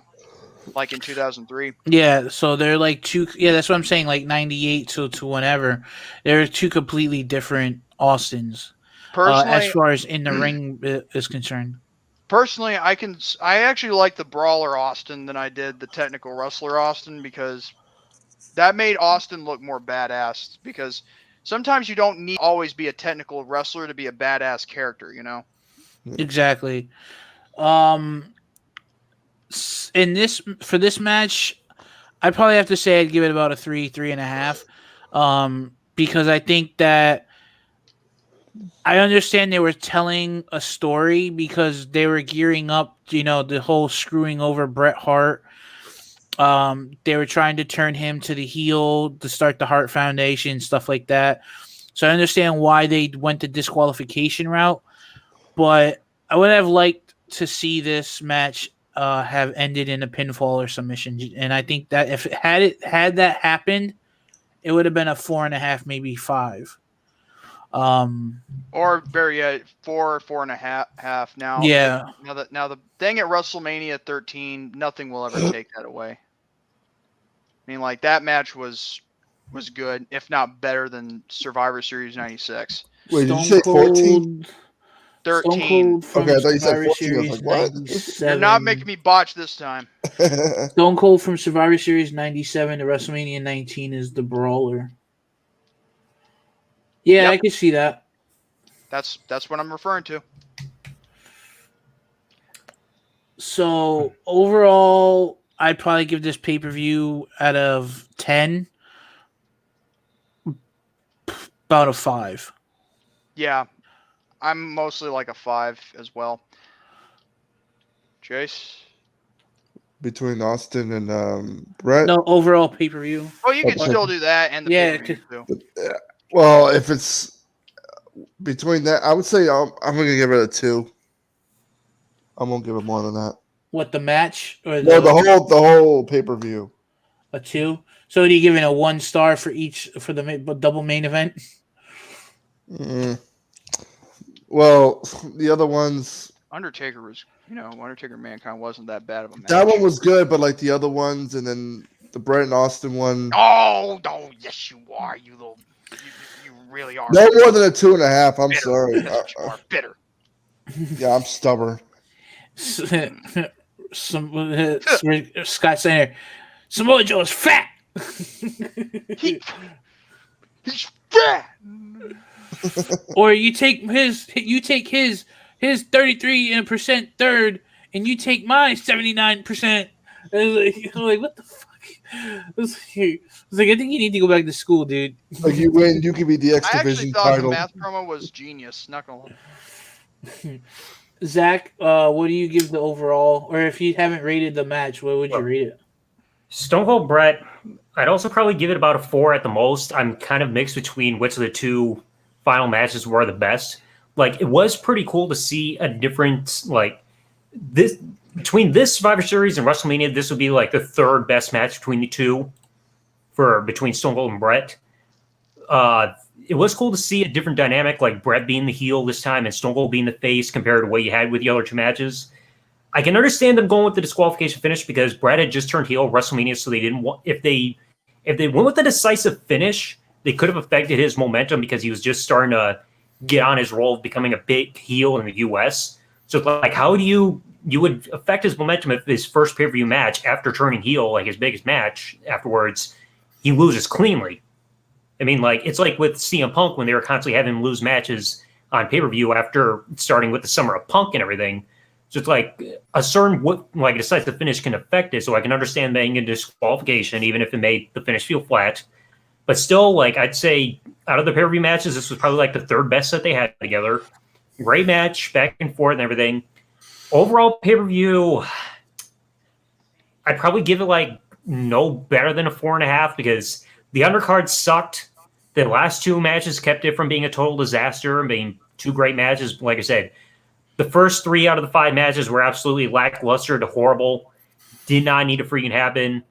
Like I said, the last 2 just saved the show from being one of the worst pay-per-views of all time, without a shadow of a doubt. Yeah. Mm-hmm. At the end of the day, and I think it's safe to say that I think ECW gets the win on this one for this month. Yeah. I'd probably say that. I'd probably say the same thing, just because it was their first pay-per-view and they kind of killed it. Knocked that out of the park.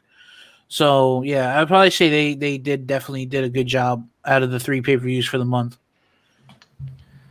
Now, the next time we do a review like this, and and it's not Halloween themed, or to the road to, I believe, Road to Crown Jewel or Crown Fools. Let's say, You still want to review that pay-per-view afterwards? listen, I'm not reviewing the pay-per-view. Like, I mean, we could just, simply give our opinions, or like our thoughts of who's going to win, who's going to lose, whatever kind of deal, whatever you want to go with. Early predictions. Now, Okay.